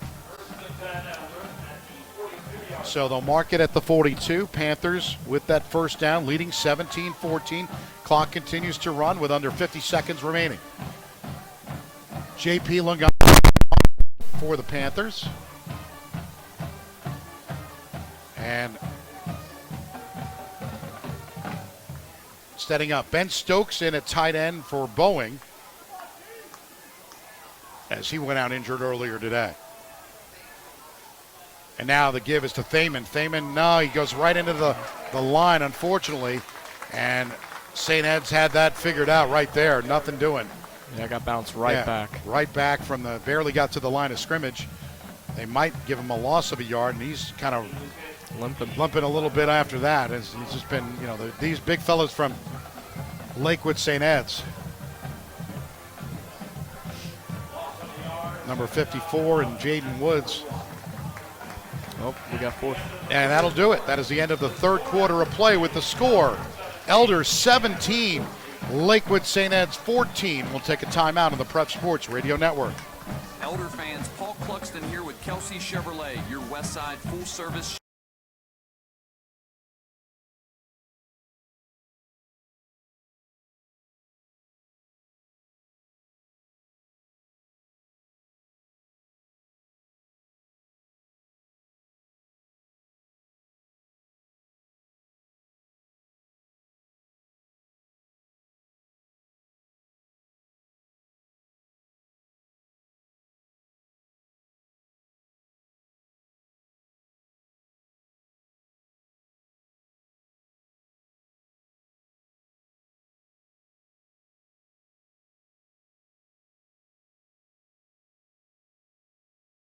to First Federal Lakewood Stadium in Lakewood, Ohio. The Panthers with 10 points in the third quarter, they now lead at 17-14. It's Len Harvey and Caden Cook here. Caden filling in for Will Summers today. It's been a great one. Hopefully you're listening anywhere you are. We appreciate you listening to this one. But 17-14 Elder, the Panthers have the football. It'll be a 2nd down and 11 on the 41-yard line to start this fourth quarter of play. And Caden, that defense really stepped up in the third quarter. Big time. Only allowing Edwards to no points in that third quarter, which could be the complete difference maker in this game. If Elder can go down here and even get 3, if you can't get a touchdown, that's still big for this game. Even the second game in a row, the Panthers have a defensive interception return for a touchdown. Last week it was DeTulio. This week it's Derek Uran. And, looking at the defense, they've been able to stop St. Ed's on the last couple of drives, including that interception. But that last drive of when they kept running it into the line, and the Panthers, Javen Hutchinson just was dominant in that third quarter. Absolutely. So the Panthers need another couple of first downs here. Need to keep the defense off the field, get some rest here. It is a warm day today on a Saturday afternoon. The sun is still out, and it's been one of those days where you could see a little cramping. We'll take a look at the current temperatures, about 81 degrees here, but that field is probably about 91 degrees at least, if not close to 95. Yeah, the turf makes it a little bit more hot. 2nd down and 11 to go at the 41-yard line. 2 wide receivers to the left, and 1 make that 2 now to the right. E-step back at the 34-yard line with his cleat. He'll move back to the 32. Roll, and now looking, and he's rolling to the right. Roll, still with it, and throws it down the field, and it is incomplete. Paff was there. He had a defender, but what a play by E-step to even get that ball off. Yeah, he was evading pressure left and right, had nowhere to go. Finally found an opening, rolled out to the right and chucked it downfield. Lucky that one wasn't intercepted. I think Paff was there. Paff was doing some basketball moves there to make sure the other player was not going to get it. Trying to box him out. Boxing him out. Do the box out rebound, and that's what he did. And, Paff's not a small person either, so No, right there. not. 3rd and 11 now. At the 41. E-step with 3 wide receivers to the left, 1 to the right. He's back at his 35. Now steps to back at the 32. Here comes the blitz. He saw it. He steps up, feels the pressure, throws it down the field, and it is incomplete. But what a play by E-step there. He felt the pressure, but unfortunately Paff was double covered down there, but it is incomplete. But again, the blitz was coming. Bradley Eaton was there in his face and still was able to get it off. Yeah, Bradley came completely unblocked off the edge, and E-step luckily got out of there. So the Panthers will punt this one away. E-step will step back at his 27, now steps up across the 30 to punt this one to the side. It bounces, takes an Elder bounce inside the 25, and now at the 21-yard line. So that's where Lakewood St. Ed's will have the football, at the 21-yard line, having to go 79 yards on this drive, but only need a field goal with 11:31 to go here in the fourth. Plenty of time in the quarter. Both teams, Lakewood St. Ed's has 3 timeouts. The Panthers only 1. That could be a big factor later in the game if Edwards somehow scores and Elder gets the ball. 1st and 10 at the 21-yard line for the Eagles. 3 wide to the right, 1 to the left. Setting up now. Cheney looking through. We're going to give it to Buchanan, and Buchanan gets to the 23-yard line, but that's it. Only a gain of 2, and, Golinar, again, he's been all over the field today. Yeah, 21 absolutely stuffed him right there at the line. 2 wide left, 1 to the right. Shotgun setup. The give to Buchanan. Buchanan across the 20, nothing doing. 23-yard line, maybe the 24. And the Panthers, again, the defensive line. And, number 47, Ben McPherson, also in on the tackle there. Offense on the bench, you have to see your defense stepping up big time. And you have to take off of what they're doing to this Edwards offense. 3rd and 6 at the 25 for the Eagles. 2 wide left, 2 to the right. Now looking to throw is Cheney. He steps up, going to run it across the 25. Now he steps to the 29, But the Panthers, DiTullio made a good tackle along with Golinar, and now we'll see where they mark the football. Yeah, number 21, Mackay Boone was in, looked like a QB spy in the middle, making sure that quarterback didn't escape. So with 10-12 to play in the fourth, Elder with a 17-14 lead. Now 4th and 1, they're going to go for it here at the 30-yard line. Now they're looking to draw him offside. I think in this situation, you've got Cheney now. They set up. And now the give is to Buchanan. Buchanan's going to get the first down and more. 35, 40, 45, and he's out of bounds almost at midfield. So Buchanan finally breaks one after the Panthers had stuffed him for the last quarter. That was Edwards' O-line stepping up right there. So the Eagles with a first down. They'll mark it at the 46-yard line is where he stepped out. 2 wide receivers left and 1 to the right. Shotgun setup for Cheney. The give to Buchanan, but fake it.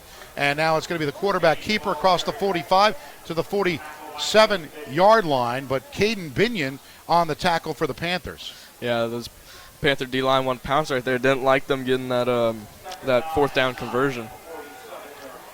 2nd and 9 now. This will be right at the 47-yard line. At their own 47 with 9:22 to go in the fourth. 17-14 Elder clinging to that 3-point lead. 2 wide receivers to the left and 1 to the right. Shotgun setup for Cheney. Cheney looking. He's got plenty of time. Throws it down the field. It is complete. And we've got a flag down. And it's inside the 20 to the 17-yard line. Zach Hackelman, who scored a touchdown earlier, made the play. He was stopped by Ben McPherson, but I thought there was a penalty there. But I think it's going against Elder. Yeah, that's what it looked like. And I think they're going to decline it, and they get the penalty. They get the first down and 10. They'll mark it at the 18-yard line. 2 wide right, 1 to the left side, including Luke Hess. Luke Hess is off to the left side. They've got Scaffold to the right. And now they give to Buchanan. Buchanan rolling left, going inside the 10, right around the 10-yard line, rather. So a gain of 8.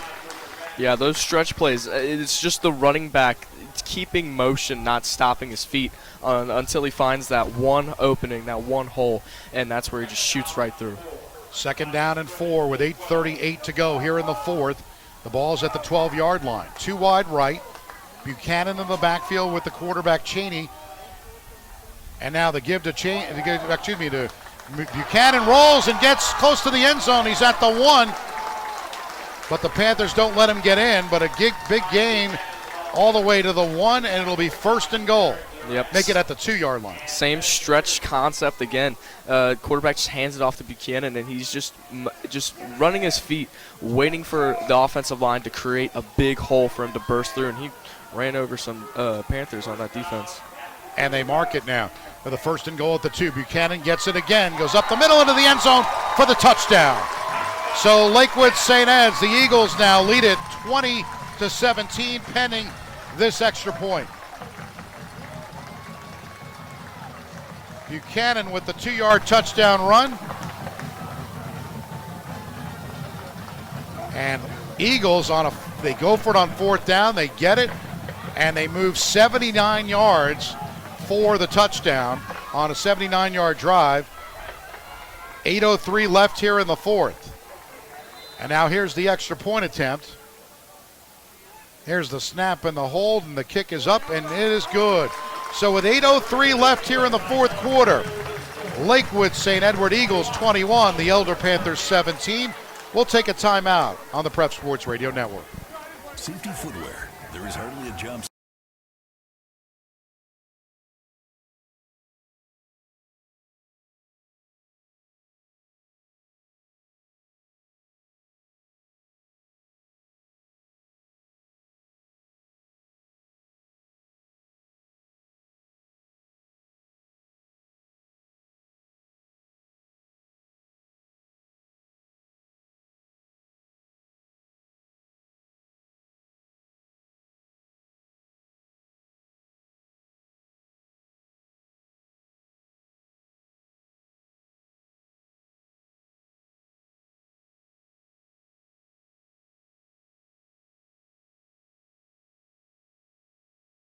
Federal Lakewood Stadium on the campus of Lakewood High School, but the St. Edward Eagles with a lead, 21-17. Buchanan, a 2-yard touchdown run, capped off a 79-yard drive by the Eagles, even going for it on 4th down and making it and getting that a lot of power behind the running game. Now the Panthers need to give their defense a little time to rest, because right now, Eagles with the lead, 21-17. So Sandus back deep along with Path.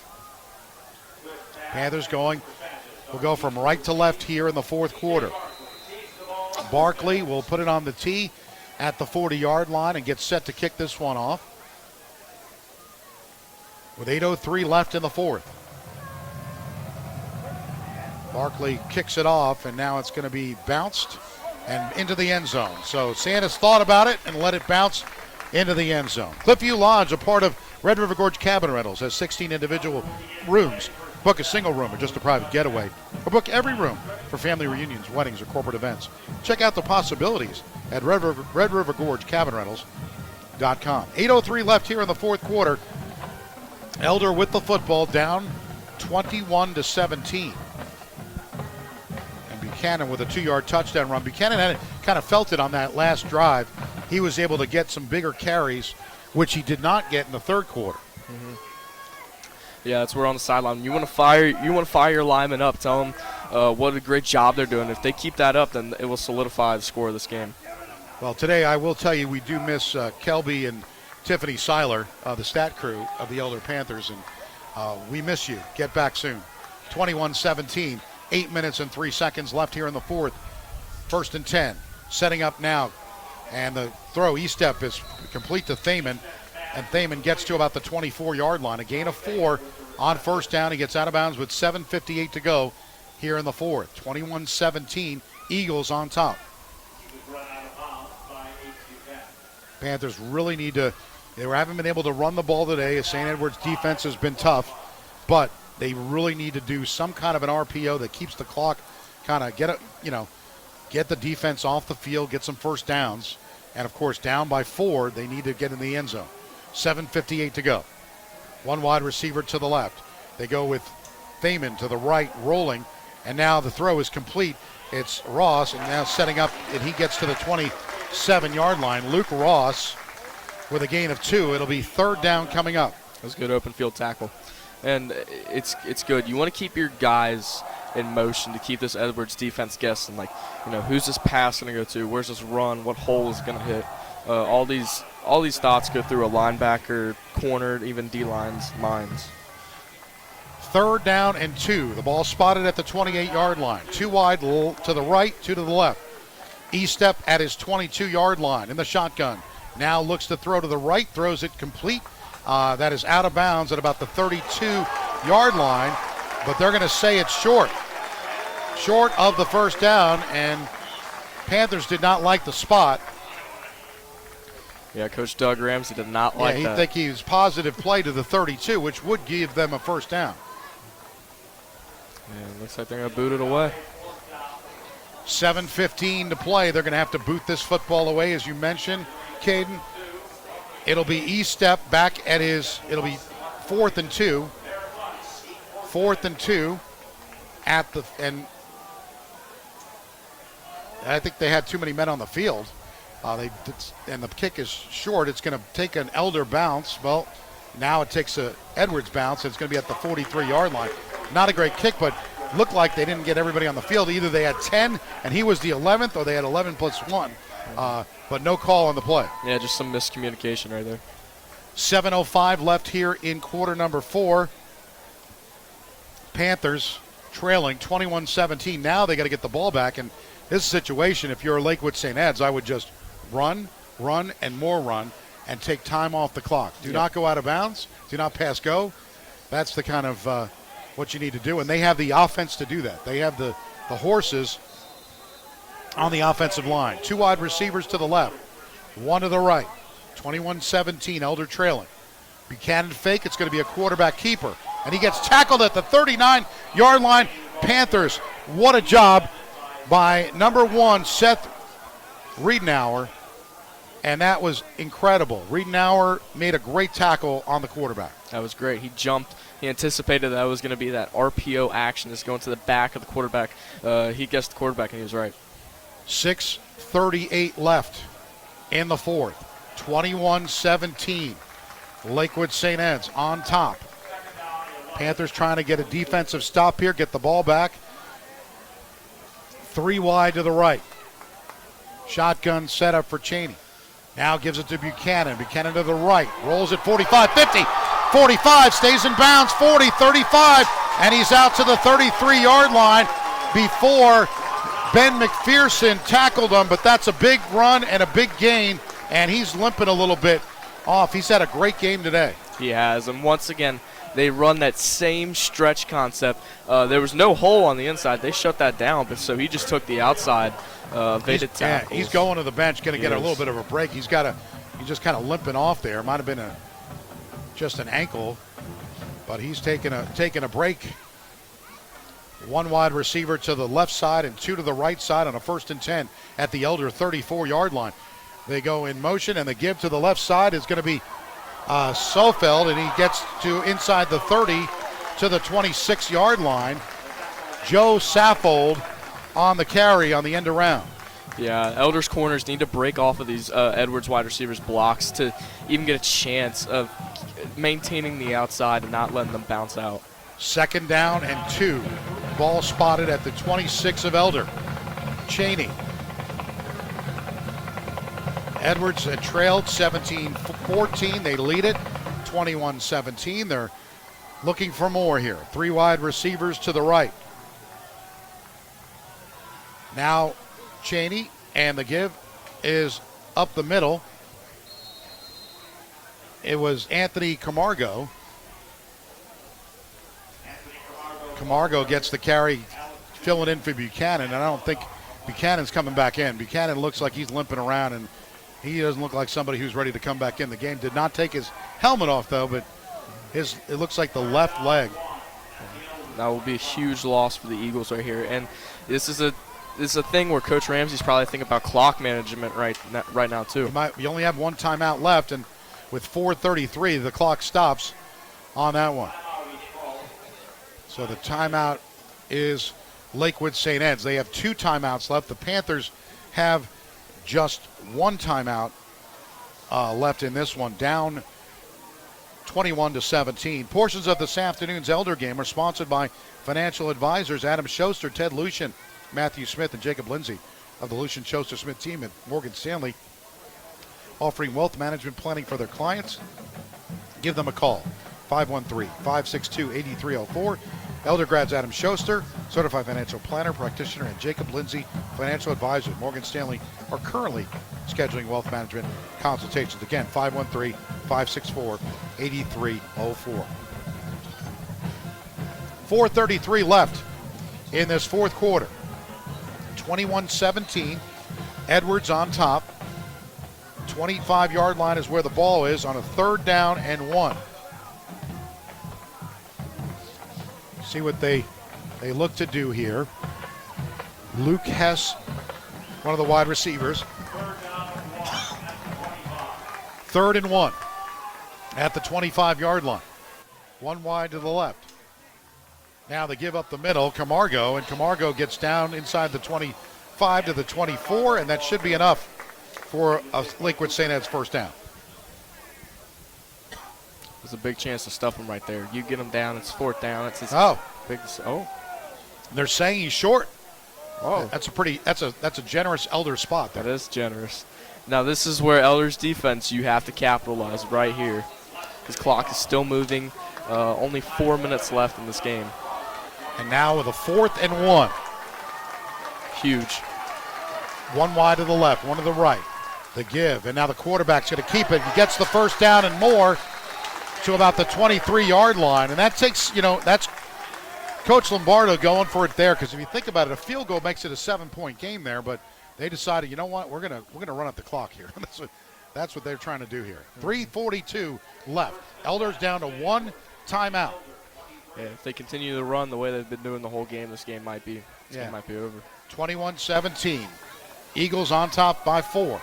2 wide receivers to the left and 1 to the right. They're not going to throw this one. So, see, they move in the backfield. They get another end around. It's going to be Saffold, and he's going to be taken down to about the 20-yard line. He stays in bounds. And with 3:15 and counting, the Panthers trailing by 4. Another one of these games that comes down to the wire at Lakewood St. Ed's. Always does. 3 minutes now left. 21-17. Eagles on top. They've got Hackelman to the left side, along with a couple of other friends, with Luke Hess as well, but we'll see what they do. They give to the left side, and not much doing there. That's going to be a loss of about 5 yards. Panthers do an excellent job of getting to the running back.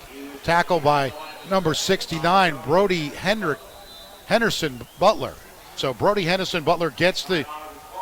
So that was Bradley Eaton who was carrying the football, but that was a loss there, and moved the football back to the 20 with 2:34 left, and the Panthers call their final timeout. Yeah, that was a huge decision made by Coach Ramsey. I think he believes in his guys right there to call the timeout, and believing that they'll get a stop right here and lead Edwards to maybe only 3 if the kick is made. Yeah, because that way they'd have to go the length of the field, but at least or they'll have a touchdown opportunity. If they get 7 here, then that's it. Mm-hmm. You get down by 11 with 2:34 left. But a great game today. Portions of today's game is brought to you by Red River Gorge Cabin Rentals. Just a 2-hour drive away is the beautiful Kentucky Red River Gorge. And visit Red River Gorge Cabin Rentals to plan your perfect getaway. Red River Gorge Cabin Rentals has almost every imaginable accommodation, cabins, campgrounds, a resort lodge, and much more. Visit RedRiverGorgeCabinRentals.com. And as it gets a little cooler as we get into the October months, that's a great spot to just kind of go for the weekend. RedRiverGorgeCabinRentals.com. Nothing better than fall football. Yep. Right now it's still warm, though. It's a hot one. Yeah, sadly. 2 wide receivers to the right and 1 to the left side. Camargo in the backfield with the quarterback Cheney. 3rd and 12. So this is one of those things where if you're Edwards, you're thinking about how many yards you get on this one, and maybe you go for it to run clock, because the Panthers can't stop the clock here. Yep. So 2:38 left in this one. 2 wide right. Shotgun setup. Now the give is their end around. They're going to throw it. No, he thought about throwing it, and he's going to be tackled at the 25-yard line, and it continues to run. Zach Hackelman looked like he had a receiver that he was going to throw to, but decided against it, kept it. I like the play call by Edwards, and that was almost dangerous. He almost ran out of bounds with that ball. If he would have stopped the clock there would have been 2:31 left on the clock if he would have went out of bounds. Now we're at 2:12 continuing. So this is a 4th down and 14. Panthers need a stop here. Otherwise, a first down here, and it's pretty much over. 4th and 14. 2 minutes and counting. And there's no hurry here on the Eagles to snap this football. Down to 1:50. They're probably going to ice it here. Yeah. Maybe they do it, and then, they call timeout, and they decide they're going to probably go for the field goal here with 1:46 left. But that gives the Panthers a chance with 1:46 but at a 4th and 14, I think that's a smart move. Yeah, and the Panthers have been great at these outside throws so far with Joey Thaman and Noah Paff. Sadly, he's injured. He's not injured. That's Braden Bowen, my bad. But he's still in the game. But they've been good with these outside throws. If they can keep this going, they'll have a chance here. 1:46 remaining in this 4th. Panthers trailing 21-17. This is one of those games that, you look back at a couple of situations where they could have, done this, could have done that. But you got to be honest that this, with the Panthers, with so many injuries between last week and this week, it almost seemed like they did as much as they could on defense, and they held them as much as they could. But this St. Edwards team is just loaded. Yeah, and you would think how this game would be different if the starters were here, like Maddox Arnold, for example. Absolutely. So this is going to be a 44-yard attempt. It's left hash, or right hash rather. And now looking to kick this one. He's got the leg, and let's see, it's got the distance. It is up, and it is good. A 44-yard field goal for the Eagles, and they lead it 24-17 with 1:40 to go. We'll take a timeout on the Prep Sports Radio Network. Support the team that supports Elder football. Joseph Toyota, located on Colerain Avenue. You can make your own deal, get the value of your trade-in, and buy online or in-store because their process is always easy, true, clear. Just ask your neighbor. They bought from Joseph Toyota. Joseph Toyota is closer than you think at 9101 Colerain Avenue. And that was Moyer, right? Offers on new and Toyota used Yeah, Kellen certified Moyer. vehicles.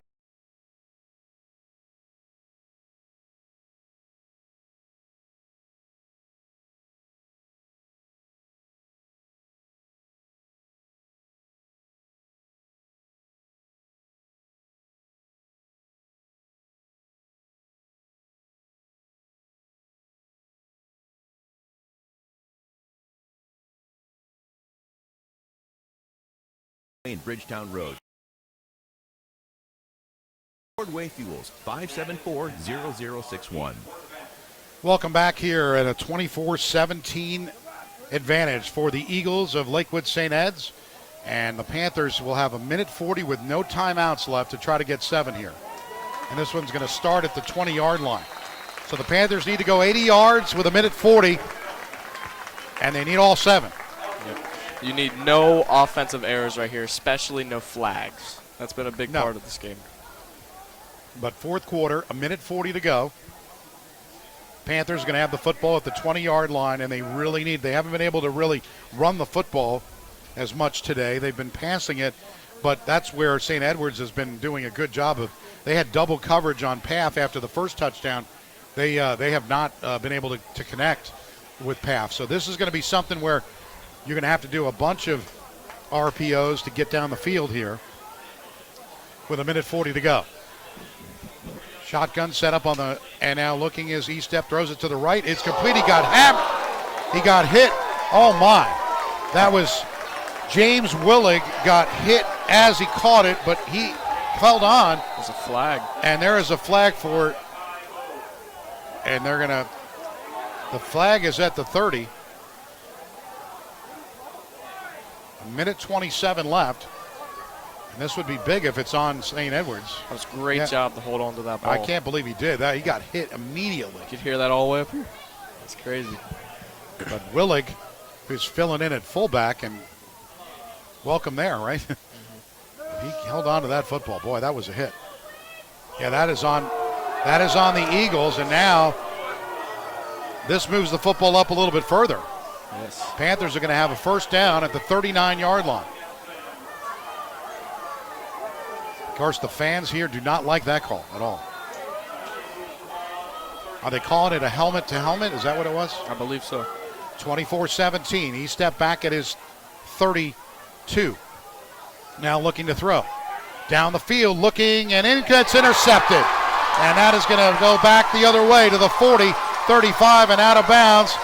An interception that time by number 4, Aiden Buchanan of Lakewood St. Ed's, and that will put a victory for the Lakewood St. Edwards Eagles. And unfortunately there, they got the break of the hit, but now an interception goes back the other way, and Elder's going to fall in this one. Yeah, Kane step. He was looking for Joey Thaman, and he threw it more to the right outside hash, thinking that's where he was going to run, but Joey Thaman took off deep middle of the field, and just completely miscommunication right there between those two. 1:07 to go. Elder doesn't have any way to stop the clock, so this will be just a couple of victory formations. But Elder, I'll tell you, this was a game that they really came to play. Defensively, they were outstanding. They really held. I mean, it's hard to say you held them to 24 points, but I would say today you did, because they really did a good job of keeping them away from the end zone. Because if you look at the time of possession, we don't have the official numbers, but it's way favor of Lakewood St. Ed's. Not even close. Yeah, my biggest takeaways from this game is the offensive errors, not capitalizing, not scoring as much. Right. And my biggest takeaway from the defensive side is that run. They were good at some points on the run, but they really struggled during this end. Yeah, it's 107 left, and they had called a timeout. Now they're still with it. This is one of those games where we going back. Muller lost today on the Cole Baker scoreboard update. They lost 21-14 in overtime today. So this doesn't really hurt the Panthers at all. It's just one of those games where it would have been nice. It's now 7 in a row you lose to this team. But this is what gets Elder better at the end of the year. When you play a team like this is a state championship team, and you hung in there. It's kind of like the Rudy line. You hung in there with the best players in the land. You're 5'0", 100-0. But that's kind of – I was at the University of Notre Dame this week. That's why I remember the Rudy speech. With 1:07 to go, it'll be just a couple of knees, and that'll be it. First knee for Lakewood St. Edwards. But, again, you look at what they did today, and, the Panthers next week, it doesn't get any easier. They've got a Kentucky team coming up from Louisville, St. Xavier to play. You look at the schedule, again, it just continues to keep getting in the, 3-4 games in a row, but nothing to hold your head down on this one. Panthers with 43 seconds. Yeah. And they get ready with the victory formation here. And that should be the final play.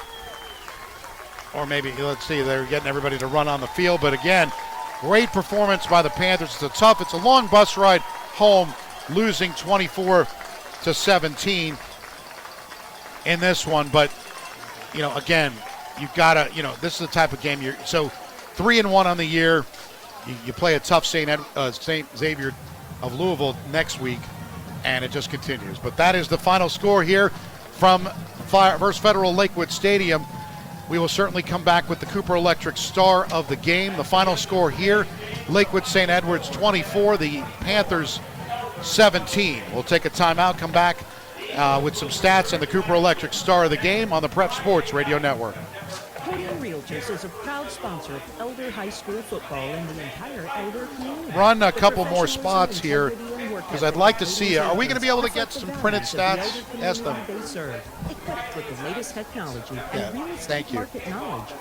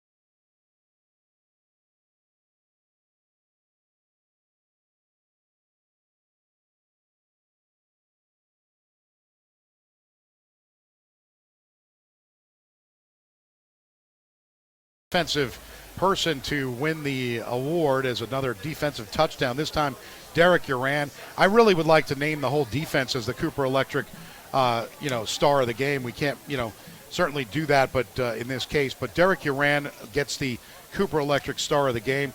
He had another great game. I mean, Matthew Golinar, a great game, and of course, the defensive ends, Jaden Hutchinson, Jaden and Javen, both in on a lot of tackles today. We don't have the official stats. Again, we missed the Silers today because we don't have the defensive stats, which we'd love to have here today, but unfortunately that did not come to fruition.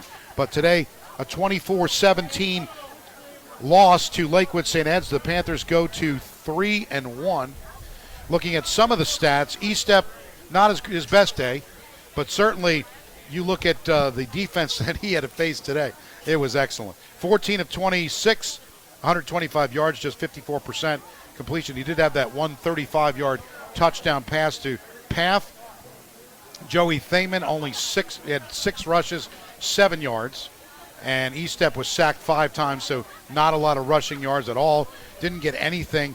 They had to pass a lot as they did as 20. If you look at 26 attempts, that is a lot.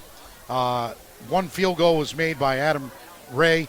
But all in all, you look at this, you look at the other team, and we look at the time of possession, and it was pretty much, all Lakewood St. Edwards here. They didn't put the, let's see, did they even mention it here? It looks like they didn't even fix that on the scoring on the time possession, but it looks like 15-12 for Elder, but that's not correct.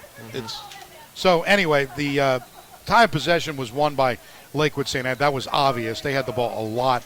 In the first half, they were up by like 7 or 8 minutes, and they continued to do that. Panthers, unfortunately, in this game, Boeing went out with an injury, did not return. We'll have to check on that situation. They can't afford to lose more players. Caden. Yeah, no, they cannot. That was it was a hard-fought game. It was really hard-fought. Don't let the score only down by a touchdown, but that game was way more close than just a touchdown. It's like every past year that it's been with these guys, only 1 point difference, and now it was a 7-point difference. But still, this game is so competitive with these two teams that just want it. They want the win. They want the aggression. And I feel like with a battle between these two teams, they're so big up front. It's which defensive line, which offensive line came to play today, and I believe the offensive line of Edwards came to play today against these Panthers. They just, you look at their roster, they're just bigger. Yeah, they're just. I mean, that's what that's you can't hide you can't teach big. You can't. I mean, that's kind of what it is. And then you look at the Elder. I mean, they were again, no Gaduli, no Maddox Arnold, no excuses. That's the Elder way. They are not going to say, well, we were, because we had injuries. That's not. They hung in there.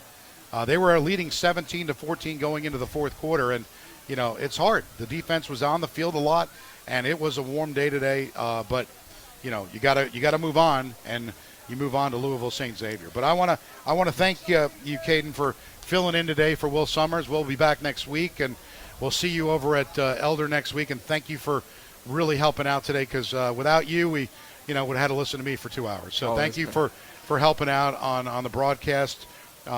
Maybe we'll make it a thing every time we have to go to Cleveland. We'll bring you on, but this won't be your last broadcast. Adam Duell, another a great find today for helping us out. But Caden, thank you. And what was your thought of your first game today? I loved it. This is definitely a profession that I want to see down more in the future with college and my life going up. So it was a good job to get started here today. Yeah, and the fact that you had no preparation, nothing. You couldn't even know that you were going to do this because it happened the day of, and you filled in nicely. Thank you very much. Thanks to everybody today, because it was one of those days. Thanks to Adam Duell for coming on at halftime.